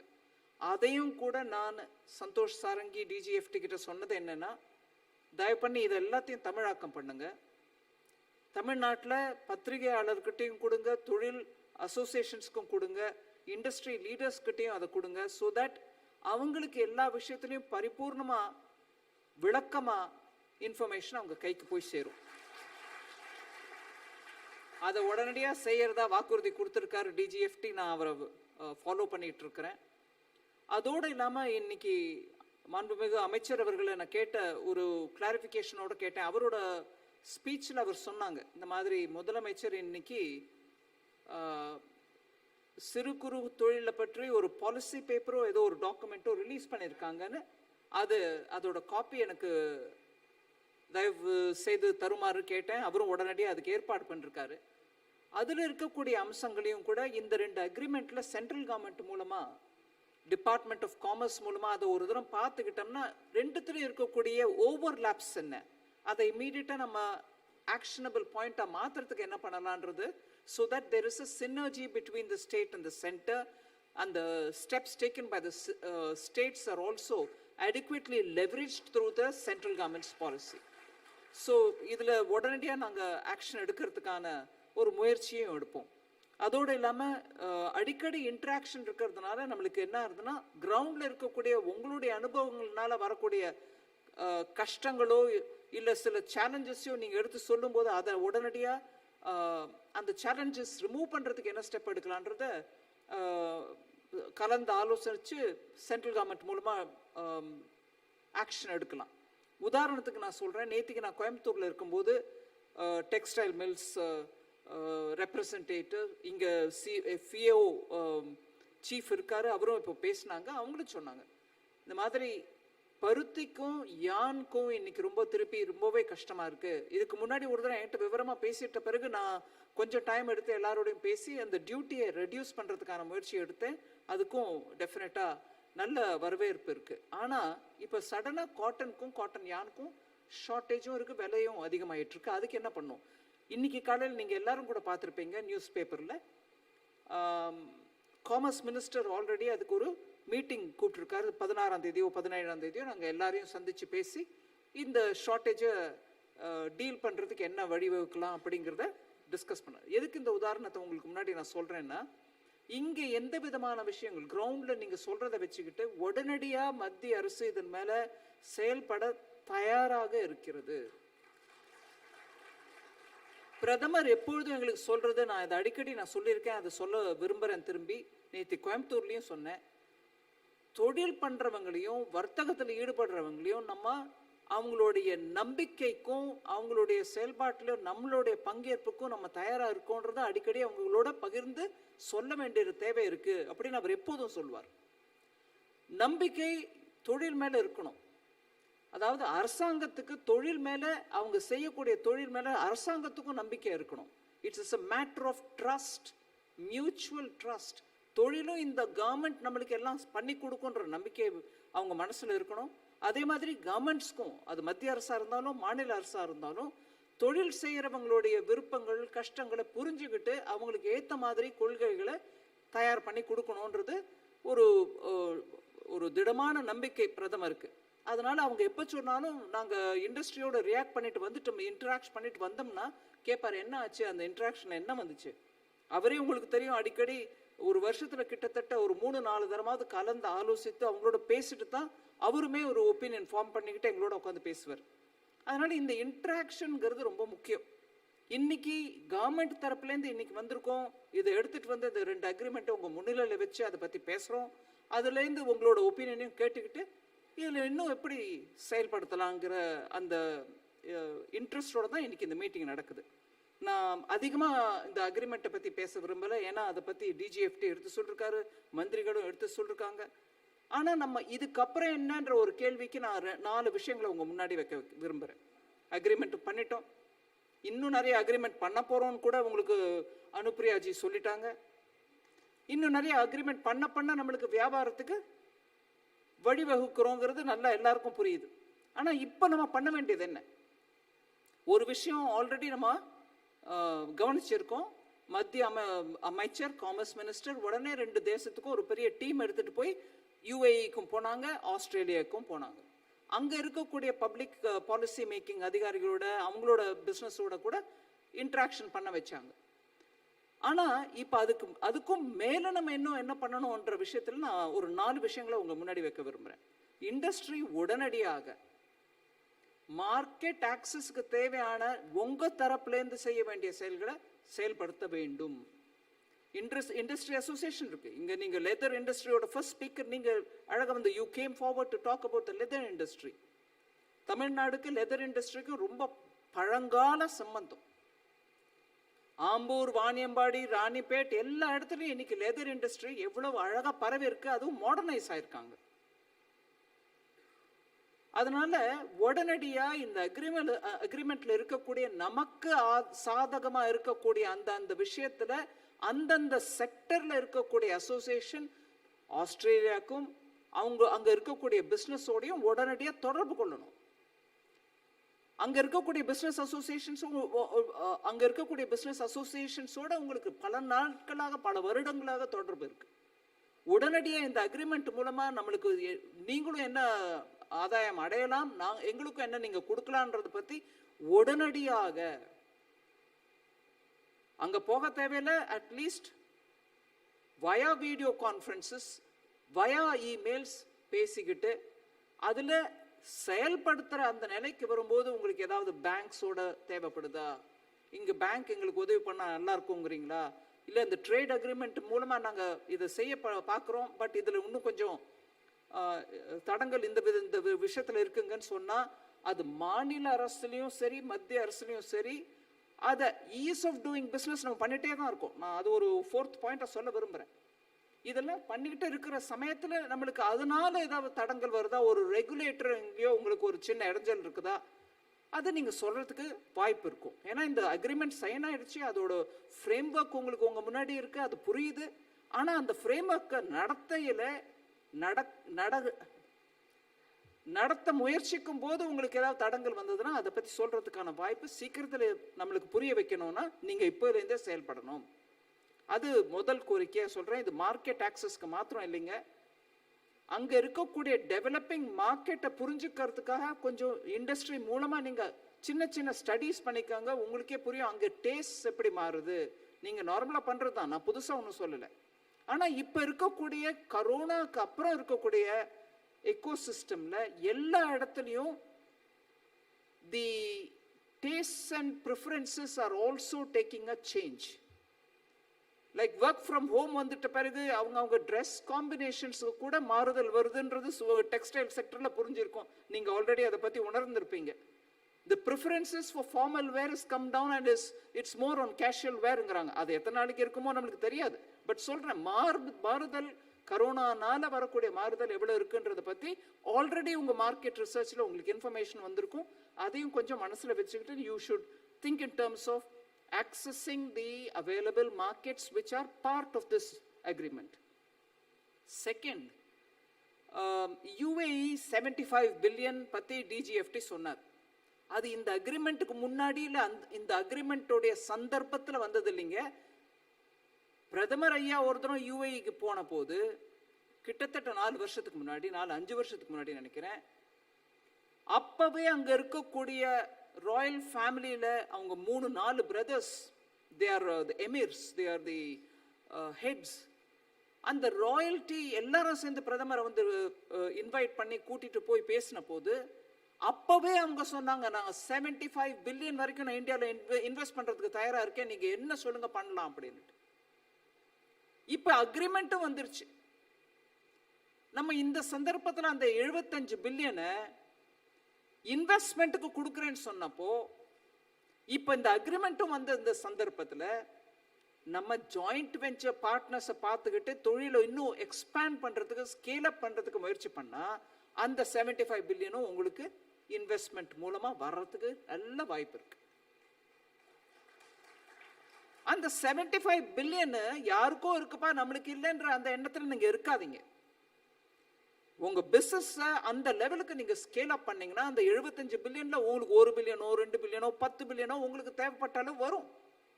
ஆனா நீங்க ஜாயிண்ட் வெஞ்சர் பார்ட்னரை தேடி கண்டுபிடிச்சிட்டு உங்களுக்கு அனுகூலமா அவங்க நீங்களும் அவங்களும் சேர்ந்து பண்ண முடியும், அதை நல்லா எஸ்டாப்ளிஷ் பண்றதுக்கு இருக்கு. அந்த பிசினஸ் ப்ராபோசிஷன் எடுத்துக்கிட்டீங்கன்னா that capital is waiting for you to be utilized.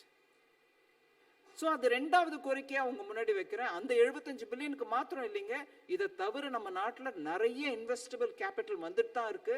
எங்களை கேட்கவே சொல்றாங்க, நாங்க எங்கெங்க தேடிக்கிட்டு போவோம், நீங்க ஏதாவது ஒரு விதத்துல எங்களுக்கு இந்தியாவில் பிசினஸ் நல்லா பண்ணிக்கிட்டு இருக்கிறவங்கள காட்டி கொடுங்க. அதனால தான் இன்வெஸ்ட் இந்தியான்ற ஒரு பாடி இருக்குது இண்டஸ்ட்ரீஸ் டிபார்ட்மெண்ட்ல. மத்திய அரசுல இன்வெஸ்ட் இந்தியான்னு department of industrial policy and trade அவங்க கிட்ட இருக்குது. அவங்க மூலமா நீங்க ஐடென்டிஃபை பண்ணி பார்ட்னர்ஸ் தேடிக்கிட்டீங்கன்னா that capital is waiting for you to come. அது all over the world FDIs are willing to come and pension fundsலாம் இன்வெஸ்ட் பண்றதுக்கு தயாரா இருக்காங்க. அதுக்கு தகுந்த மாதிரி ஒவ்வொரு செக்டர்லயும் FDI பாலிசியை நம்ம ஓப்பன் அப் பண்ணிருக்கிறோம். நிறைய இன்னும் இன்வெஸ்டர்ஸ் வந்து இன்வெஸ்ட் பண்றதுக்கு ஏதுவா அதை மாத்தி இருக்கிறோம். அதனால நீங்க ரெண்டாவதா நான் சொல்லுவேன், மார்க்கெட் ஆக்சஸ் ஃபர்ஸ்ட் பண்ணிக்கோங்க, ஜாயிண்ட் வெஞ்சர் பார்ட்னர்ஸ் ஐடென்டிஃபை பண்ணுங்க, அதுக்கு தகுந்த மாதிரி அப்போ கேபிட்டலுக்கு ஸ்கோப்பும் இருக்குது. மூணாவது, இது மத்திய அரசும் எல்லா ஸ்டேட்லையும் சொல்ற பேச்சு தான், மத்திய அரசும் தானும் பண்ண வேண்டிய வேலையை தான். தமிழ்நாட்டில் மாத்திரம் நின்றுட்டு நான் சொல்றேன்னு நினைச்சுக்க வேண்டாம். ஆனா பேக்வர்ட் அண்ட் ஃபார்வர்ட் லிங்கேஜஸ் நம்மளுக்கு ரொம்ப தேவை. இப்போ லெதர் இண்டஸ்ட்ரியா இருந்தாலும் சரி, இல்லை இப்போ லேட்டஸ்டா நம்ம ரொம்பவே இந்த நாட்டில் கீன்னஸோட ஆர்வத்தோட நம்ம பார்த்துட்டு இருக்கிறது ஃபேப் ப்ரொடக்ஷன், சிப் ப்ரொடக்ஷன். இதுக்கு நிறைய புது இன்வெஸ்ட்மெண்ட்ஸ் வருது, இதெல்லாம் பார்க்குறோம் நம்ம. ஆனா இந்த ஒவ்வொரு தொழிலுக்கும் அதுக்கு பின்னையும் முன்னையும் வேணுங்கப்பட்ட பொருட்களை நம்ம உற்பத்தி பண்றோமா? இப்ப ஃபேப் மேனுஃபேக்சரர்ஸ் வராங்க, அதுக்கு வேணுங்கிற ரா மெட்டீரியல்ஸ் இருக்கா? அதுக்கு வேணுங்கிற ரா மெட்டீரியல்ஸை நம்ம எங்கிருந்தோ இறக்குமதி பண்ணிக்கிட்டு தயார் பண்றோமா? உதாரணத்துக்கு நான் சொல்றேன், நீங்க பார்மசியூட்டிக்கல் இண்டஸ்ட்ரியில என்ன மருந்து தயாரிக்கணும்னாலும் ஆக்டிவ் பார்மசியூட்டிக்கல் இன்கிரீடியன்ட்ஸ் APIன்னு வாங்க. அது இல்லைன்னா எந்த மருந்தும் தயாரிக்கிறதுக்கு கஷ்டமாகும். நம்ம நாட்டில் API மேக்சிமம் ப்ரொடியூஸ் பண்ணிட்டு இருந்தோம். கிராஜுவலி அதே API-யை இன்னும் சீப்பா வேற எங்கேயோ ப்ரொடியூஸ் பண்றான்னுட்டு அவங்க இங்க மார்க்கெட் பண்ண ஆரம்பிக்கவே நம்மளால அதை தாங்கிக்க முடியல. அந்த காம்படிஷன், அவங்க அடிமாட்டு விலைக்கு விற்கிறாங்க, நம்ம எங்க அந்த விலைக்கு விற்க முடியுங்க அப்படின்னுட்டு இந்த API ஒன்று மெதுவா மூட ஆரம்பிச்சிட்டாங்க. இன்னைக்கு நம்ம மொத்தம் டிபெண்ட் பண்றோம் API from say one country. இந்த மாதிரி நம்மளுக்கு இருக்கக்கூடிய அட்வான்டேஜ் போயிட்டு வேற ஒரு கண்ட்ரிக்கு அந்த ஆதாயம் போயிடுச்சுன்னா, நீங்க அடிமாட்டு விலையில வாங்கின அந்த API இன்னைக்கு அவங்களுக்கு தெரிஞ்சு போச்சு, நம்ம அவங்கள நம்பி தான் இருக்கோம்னுட்டு அவங்க விலையை உயர்த்துக்கிட்டே போறாங்க. ஸோ நீங்க வேர்ல்டுலேயே ஹையஸ்ட் மேனுஃபேக்சரர் ஆஃப் பார்மசியூட்டிக்கல்ஸ் இருந்த நிலைமையில இன்னைக்கு உங்க காஸ்ட் ஆஃப் ப்ரொடக்ஷன் வெளிநாட்டிலேருந்து அந்த வசந்த விலைக்கு அதை வாங்க வேண்டிய நிர்பந்தத்தில் நம்மளுக்கே வரக்கூடிய கஷ்டமாயிடுச்சு. அதனால ஒரு இண்டஸ்ட்ரியில நம்ம இன்வெஸ்ட் பண்றோம், இன்வெஸ்ட்மெண்ட் வருது, அதை வச்சுட்டு நம்ம இந்த அக்ரிமெண்ட்ல பெனிஃபிட் பண்ணலாம்னு யோசிக்கும் போது இதுக்கு தேவையான முன்ன வேணுங்கிறது பின்ன வேணுங்கிறது எல்லாத்துக்கான இன்வெஸ்ட்மெண்ட்ஸ் இங்க நடந்துட்டு இருக்கா? அதை கூட நம்ம வெளிநாட்டிலேருந்து இம்போர்ட் பண்ண வேண்டிய நிர்பந்தத்தில் நம்ம இருப்போமான்ற அந்த யோஜனையோட backward and forward policies investment கூட நம்ம யோசிக்கணுமா இருக்கு. மத்திய அரசு அதில் தீவிரமா பிளான் பண்ணிட்டு யோசிச்சுட்டு இருக்கோம். நான் மாநில அரசையும் கோரிக்கையா முன்ன வைக்கிறேன், இங்க ஒவ்வொரு இண்டஸ்ட்ரிக்கும் ரா மெட்டீரியலையும் தயார் பண்றவங்களையும் நம்ம அழைச்சு இங்க வந்து இங்க இன்வெஸ்ட்மெண்ட் பண்ணுங்கன்னு சொல்ல வேண்டிய தேவை இருக்கு. இல்லைன்னா சடனா அந்த வேல்யூ செயின்ல ஏதோ ஒரு பொருள் எங்கிருந்தோ வரணும்ன்ற அந்த நிர்பந்தம் வந்துருச்சுன்னா அந்த இண்டஸ்ட்ரியே மொத்தம் அஃபெக்ட் ஆயிடுது. நீங்க பாத்தீங்க ஆட்டோமொபைல் செக்டர்ல சிப்ஸ் எங்கிருந்தோ வரணும், வரமாட்டேங்குது. அது வந்து அந்த ஊர்ல லாக்டவுன் இன்னைக்கு வரைக்கும் போயிட்டு இருக்கு. சிப் வரலன்னா ஒண்ணு ஆட்டோமொபைல் செக்டர்ல டிமாண்ட் வளர்ந்தா கூட அவங்ககிட்ட இன்வென்டரி இருந்தா கூட விற்க முடியாத கஷ்டத்துல இருக்காங்க. இந்த மாதிரி நம்ம ஒரேடியா ஒரு இண்டஸ்ட்ரியை பத்தி பேசிட்டு இருக்கும்போது அந்த ஒரு இண்டஸ்ட்ரியை மாத்திரம் முன்னேற்றத்துக்கு எல்லா விதமான உதவியும் பண்ணாம அது சார்ந்து இருக்கக்கூடிய, அது முன்னும் பின்னும் இருக்கக்கூடிய பேக்வேர்ட் ஃபார்வர்ட் இண்டஸ்ட்ரிக்கு கூட சப்போர்ட்டும் அதுக்கு வேணுங்கிற எனேபிளிங் என்வாயர்மெண்ட்டும் தயார் பண்ணணும். மத்திய அரசும் செய்யும், நான் மாநில அரசும் அந்த முயற்சியை எடுக்குன்ற நம்பிக்கையை முன்வைக்கிறேன். And the last point is ease of doing business and also making sure இன்ஃப்ராஸ்ட்ரக்சரும் எனர்ஜி சப்ளைக்கும் கேரண்டியா நல்ல விதமா அரேஞ்ச்மெண்ட் இருக்கணும். இது மத்திய அரசுக்கு தரப்புல நான் டெஃபினட்டா வாக்குறுதி கொடுக்குறேன். இன்ஃப்ராஸ்ட்ரக்சர் டெவலப்மெண்ட்டுக்கு தான் பட்ஜெட்ல இந்த வருஷம் 7.5 லட்சம் கோடி கொடுத்துருக்கோம். லாஸ்ட் இயர் இந்த 5.5 லட்சம் கோடியை விட இந்த வருஷம் 7.5 லட்சம் வரைக்கும் போயிருக்கோம் அப்ராக்சிமேட்லி. அதுல பாகமா 1 லட்சம் கோடி நான் ஸ்டேட் கவர்மெண்ட்ஸுக்கு வட்டி இல்லாத கடனை 50 வருஷத்துக்கு கொடுக்குறோம். அதை வச்சுட்டு தொழிலுக்கு தேவையான இன்ஃப்ராஸ்ட்ரக்சரை உடனடியா நல்ல ஸ்பீடுல நம்ம நிறைவேற்றி காமிச்சிட்டோம்னா இன்னும் தேவைப்பட்ட பணம் கொடுக்கறதுக்கு மத்திய அரசு ரெடியா இருக்கு. தொழிலுக்கு நீங்க இங்க தமிழ்நாட்டில் நல்ல அனௌன்ஸ் பண்ணிருக்கீங்க, ஏற்றுமதிக்காகவும் எக்ஸ்போர்ட் ஹப்ஸ் 6 இடத்துல வைக்கிறோம். அந்த 6 இடத்துலையும் கூட நீங்க காமன் ஃபெசிலிட்டியும் கிரியேட் பண்றோம்னு கூட இப்ப நீங்க பேச்சில் உங்களோட ஸ்பீச்ல சொன்னீங்க. அந்த மாதிரி இருக்கக்கூடிய இடத்துல தேவைப்பட்ட இன்ஃப்ராஸ்ட்ரக்சரை கூட பில்ட் பண்றதுக்கு இந்த பணத்தை தயவு பண்ணி உபயோகிச்சுக்கோங்க. தேவைப்பட்டா இன்னும் கொடுக்குறோம். ஆனா தொழில் வளர்றதுக்கு எங்கெல்லாம் இன்ஃப்ராஸ்ட்ரக்சர் தேவையோ அதற்கு முதல் உரிமை கொடுத்து சீக்கிரத்தில் அந்த இன்ஃப்ராஸ்ட்ரக்சர் கட்டினா நம்மளுடைய ஏற்றுமதி நல்லா வளரும். அது மத்திய அரசு தீவிரமா இருக்கு, மாநில அரசுக்கும் அந்த கோரிக்கையை வைக்கிறேன். எல்லா ஸ்டேட்லயும் வைப்பேன். தமிழ்நாட்டில் ஒண்ணுத்துல தான் வந்து இந்த அம்மா இப்படி பேசிட்டு போயிட்டாங்கன்னு நினைக்க வேண்டாம். எல்லா ஸ்டேட்லயும் இந்த பேச்சை நான் சொல்லுவேன். தயவு பண்ணி இன்ஃப்ராஸ்ட்ரக்சரை பில்டப் பண்ணுங்க. அதே மாதிரி எனர்ஜி, தமிழ்நாட்டில் சோலார் ப்ராஜெக்ட்ஸ், எம்என்ஆர்இ ரினியூவபிள் எனர்ஜியில் நிறைய பிளான்ஸ் வந்திருக்கு, நிறைய எக்ஸிக்யூட்டும் பண்றீங்க. தயவு பண்ணி எலக்ட்ரிசிட்டி ஷார்டேஜ் எங்கிருந்தும் யாருக்கும் வராம, எந்த ஸ்டேட்லயும் வராம நம்ம எல்லாரும் சேர்ந்து முயற்சி பண்ணணும். இல்லைன்னா தொழில் வளர்றதுக்கு அதுதான் ஒரு பெரிய தடையா இருக்கு. எலக்ட்ரிசிட்டியும் இருக்கணும், அது கொஞ்சம் ரீசனபிள் ரேட்லயும் கிடைக்கணும். 24 மணி நேரமும் கிடைக்கணும், வருடம் முழுவதும் கிடைக்கணும், குவாலிட்டி பவர் கிடைக்கணும். கொஞ்சம் டிராப் ஆகுறது, வோல்டேஜ் ஷார்டேஜ் வருது, அப் அண்ட் டவுன் ஆகுது இல்லாம ஃபுல் சப்ளை கிடைக்கணும். இது எல்லா இடத்துலையும் நான் சொல்றேன், எல்லா ஸ்டேட்ஸ்க்கும் நான் ரிக்வெஸ்ட் பண்றேன். தயவு பண்ணி எனர்ஜி பிளானிங் மாத்திரம் from all sources, because one of the speakers said sustainable is now becoming, environment and sustainable governance is now becoming a major, was it Mr. Unikrishnan from St. Gobain? You said it. ESG is going to be one of the very strong things. அதனால நம்ம invest பண்ணும் போதே environment கான்சியஸ்னஸோட பண்றோமா, green systems எடுத்துட்டு வரோமா, நம்ம governance டிரான்ஸ்பரன்சியோட இருக்குதா, உங்க கம்பெனியை பத்தி இன்ஃபர்மேஷன் டிரான்ஸ்பரண்டா பப்ளிக் டொமைன்ல போடுறீங்களா, எல்லாருக்கும் தெரியுதா, உங்களோட இன்வெஸ்டர்ஸ் யாரு, இதெல்லாம் கூட எடுத்து பப்ளிக்ல சொல்ல வேண்டிய, இன்னைக்கு நல்லதுதான் சொல்ல வேண்டிய நிர்பந்தம் வந்துட்டு இருக்கு. அதனால நீங்க இன்வெஸ்ட்மெண்ட் பண்ணும்போதே இதெல்லாம் யோசிச்சுக்கிட்டு நல்ல டிரான்ஸ்பரண்ட் முறையில் பண்ணணும். அதுக்கு மத்திய அரசு உங்களுடைய டெஃபினட்டா என்னெல்லாம் அசிஸ்டன்ஸ் கொடுக்கணுமோ அது கொடுக்கறதுக்கு தயாரா இருக்கும். இதெல்லாம் நம்ம சேர்ந்து பண்ணினோம்னா, டார்கெட்டே வேணாங்க, மத்திய அரசு டார்கெட் கொடுத்துருக்குது, மாநில அரசு இவ்வளவு டார்கெட் கொடுத்துருக்கு, தொழில் பண்றவங்களுக்கு டார்கெட் அவங்க பிசினஸ் இன்னும் நல்லா ஸ்பீடா வளரணும்னு அவங்களுக்கு டார்கெட் இருக்குது. நீங்க டெஃபினட்டா தமிழ்நாட்டில் தொழில் எப்பொழுதுமே நல்லா, வாணிபம் எப்பொழுதுமே நல்லா பண்ணிட்டு இருந்தவங்க. அதனால நான் இந்த 2 அக்ரிமெண்ட் இன்னைக்கு வந்திருக்கு, இன்னும் நிறைய அக்ரிமெண்ட் வரும்.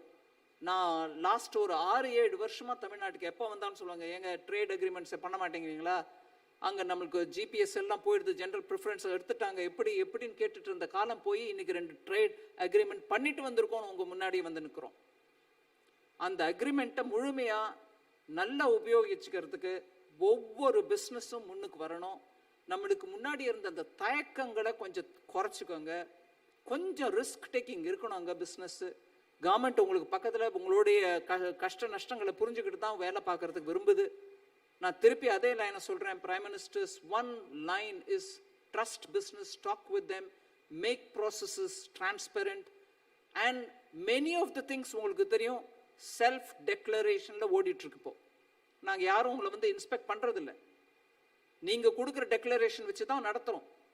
இன்கம் டேக்ஸ்லேயே உங்களோட ஸ்டேட்மெண்ட்டை நாங்கள் ப்ரீஃபில்டாக அனுப்புகிறோம். இதை பாருங்கள், உங்களுக்கு இருக்கிறதெல்லாம் இதில் உங்களுக்கு வருமானம் வந்திருக்கு, இது ஒத்துக்கிட்டிங்கன்னா இந்த டேக்ஸ் பே பண்ணுங்கன்னு சொல்கிறோம். நாங்கள் அதை தவிர ஒரு பர்சனல் விசிட்டில் வந்து ஏன் உங்கள் பேப்பரை காட்டுங்கன்னு கேட்கறதில்ல. எல்லாத்துலேயும் டிரான்ஸ்பரண்ட் முறையை எடுத்துகிட்டு வர்றதுனால நம்ம சீக்கிரத்தில் முன்னேறதுக்கு நல்ல வழி டெக்னாலஜி அடாப்ட் பண்ணிக்கிட்டோம். இதை விட உங்கள் சமயத்தை எடுத்துக்க விரும்பலை, ஆனால் எனக்கு இந்த வாய்ப்பு கொடுத்ததுக்கு காமர்ஸ் மினிஸ்ட்ரிக்கு நன்றி கொள்கிறேன். அதோடு இல்லாமல் இன்னைக்கு பிஸ்னஸ் லீடர்ஸ் எல்லாரும் இங்கே வந்திருக்கீங்க. You have given a lot of time and shown interest in what is happening. It is very critical now when the global situation is developing in this way, where India has an opportunity before us. அது China +1 நம்ம எவ்வளவான சொன்னாலும் that is also the reason. But more than that, Indo-Pacific strategic frameworkல பார்த்தீங்கன்னா this agreement with Australia plays a very important role. Indo-Pacific economic well-being நம்மளுக்கு இந்த அக்ரிமெண்ட்டை முழுமையாக use பண்ணிக்கணும். அதில் தான் நம்மளோட ஸ்ட்ரென்த் இருக்குது. ஆல் தீஸ் இயர்ஸ் நம்ம கேட்டுகிட்டே இருந்தோம் ஆசியான் அக்ரிமெண்ட் நம்மளுக்கு ஃபேவரபிள்னு. இப்போ சொன்னாங்க ஆசியான் அக்ரிமெண்ட் ஃபேவரபிள் இல்லை, காலம் போயிடுச்சுங்க. இன்னைக்கு நம்மளுக்கு வந்திருக்கு இண்டோ பசிபிக் எக்கனாமிக் ஸ்ட்ராட்டஜிஸ். இதில் நம்ம ஸ்ட்ராங்காக டெவலப் ஆனால் Indian economy will be one of those biggest economies and strongest economies. அதில் நீங்கள் எல்லாரும் கூட நல்லா வாழ்ந்து வளமுடன் நல்லா முன்னேறலாம். அதனால we have to understand. அதே சமயம் இன்னும் ஒரு லாஸ்ட் பாயிண்ட் சொல்லிடுறேன். ரஷ்யா உக்ரைன் பெரிய போர் நடந்துட்டு இருக்கு, அதனால நிறைய வித தடங்கல்கள் இருக்கு. நம்மளுக்கு தெரியும் எடிபிள் ஆயிலே நம்ம நாட்டுக்கு கிடைக்க மாட்டேங்குது. சன்ஃப்ளவர் ஆயில் அங்கேருந்து வந்துட்டு இருந்துச்சு. இப்போ நம்ம வேற எங்கெல்லாமோ இருந்து வேற எடிபிள் ஆயில்ஸை இம்போர்ட் பண்ணுறோம். இன்னும் புதுசாக எங்கேருந்து வரவழைக்கலான்னு பார்த்துட்டு இருக்கோம். அதே மாதிரி அதுலேருந்து ஒரு வாய்ப்பு நம்மளுக்கு கிடைச்சிருக்கு. அவங்க ஏற்றுமதி பண்ணிட்டு இருந்த நாட்டில்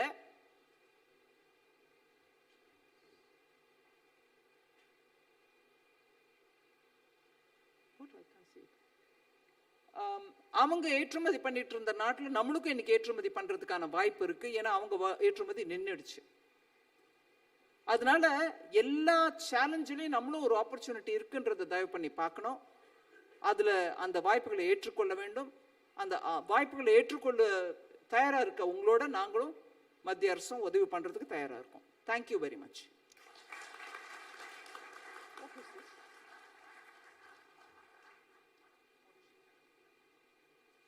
Thank you, ma'am. That was truly a rousing speech. Ladies and gentlemen, I think we can give her a much bigger round of applause than that. Thank you, ma'am. Truly inspiring. We take all of your words to heart. இப்பொழுது CLE நிர்வாக இயக்குனர் மரியாதைக்குரிய திரு R செல்வம் அவர்களை நன்றி உரையாற்ற அன்புடன் அழைக்கிறேன். I'd now like to request Sri R. Selvam, Executive Director CLE, to please deliver the vote of thanks.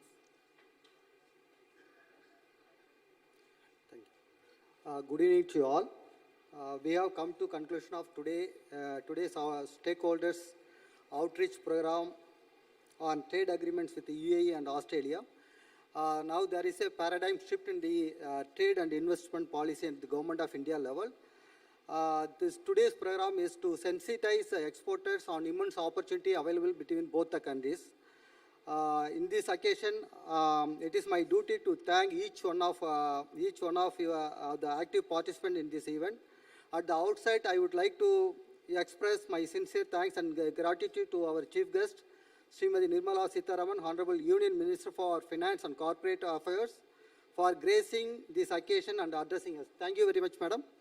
And we also thank Srimati Anupriya Patel, Hon'ble Union Minister for State of Commerce and Industry, Government of India, and Dr. L. Murugan, Hon'ble Minister of State for Fisheries, Animal Husbandry, Dairying and Information Broadcasting, for their kind participation as guest of honor. And we also thank through Tangam, we also thank through T.M. Anbarasan, Honorable Minister for Micro, Small, Medium Enterprises, Rural Industries, Government of Tamil Nadu for his kind participation. We also thank all the panelists who actually participated in the morning discussion, and also we thank Sri Santosh Sarangi, DGFT, Department of Commerce for making the presentation on summary of trade agreements, and also we thank Dr. Sara Kirlau, Consul General Australia, Sri Sanjay Lekha, Chairman Council for Leather Exports, Dr. A. Shaktivel, Mr. Josh Faunger, Country Head, MD and Foxconn, and Sri A.R. Unnikrishnan, Managing Director, Saint Govind, for their cross-industry presentations. And also we thank Industry Department, Government of Tamil Nadu, and Additional Chief Secretary, Mr. Krishnan, and also Sri Arun Rai, Secretary, MSME also. And we also thank Dr. M.K. Shanmugha Sundaram, Development Commissioner, MEPS, and Pooja Kulkarni, MD, CEO, Guidance Bureau, for their participation in this morning discussion. And also thank Dr. M. Balaji, Joint Secretary, Department of Commerce, for his active participation in coordinating this entire event.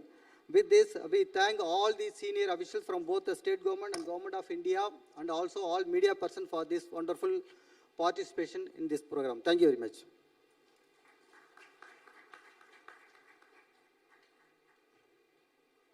Thank you, sir. May I now request you all to please rise and stand at attention for the Indian National Anthem. தேசிய கீதத்திற்காக உங்கள் அனைவரையும் எழுந்து நிற்குமாறு தாய்மையுடன் கேட்டுக்கொள்கிறோம்.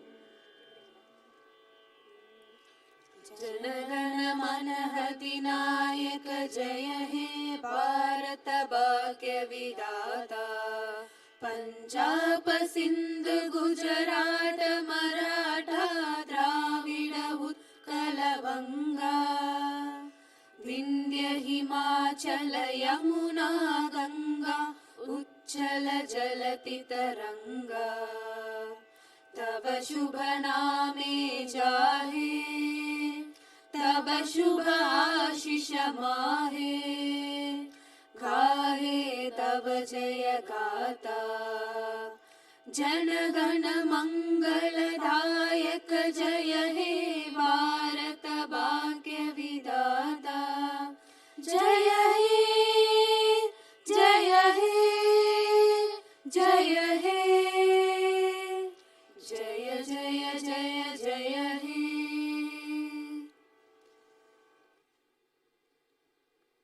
Ladies and gentlemen, we wholeheartedly thank our esteemed chief guests, honorable ministers, distinguished guests, panelists, industry representatives, and exporters for making today's Stakeholders Outreach Program a grand success. Thank you all so very much. I request you all to kindly remain seated and stay in the hall as our esteemed chief guests exit the ballroom. Thank you once again.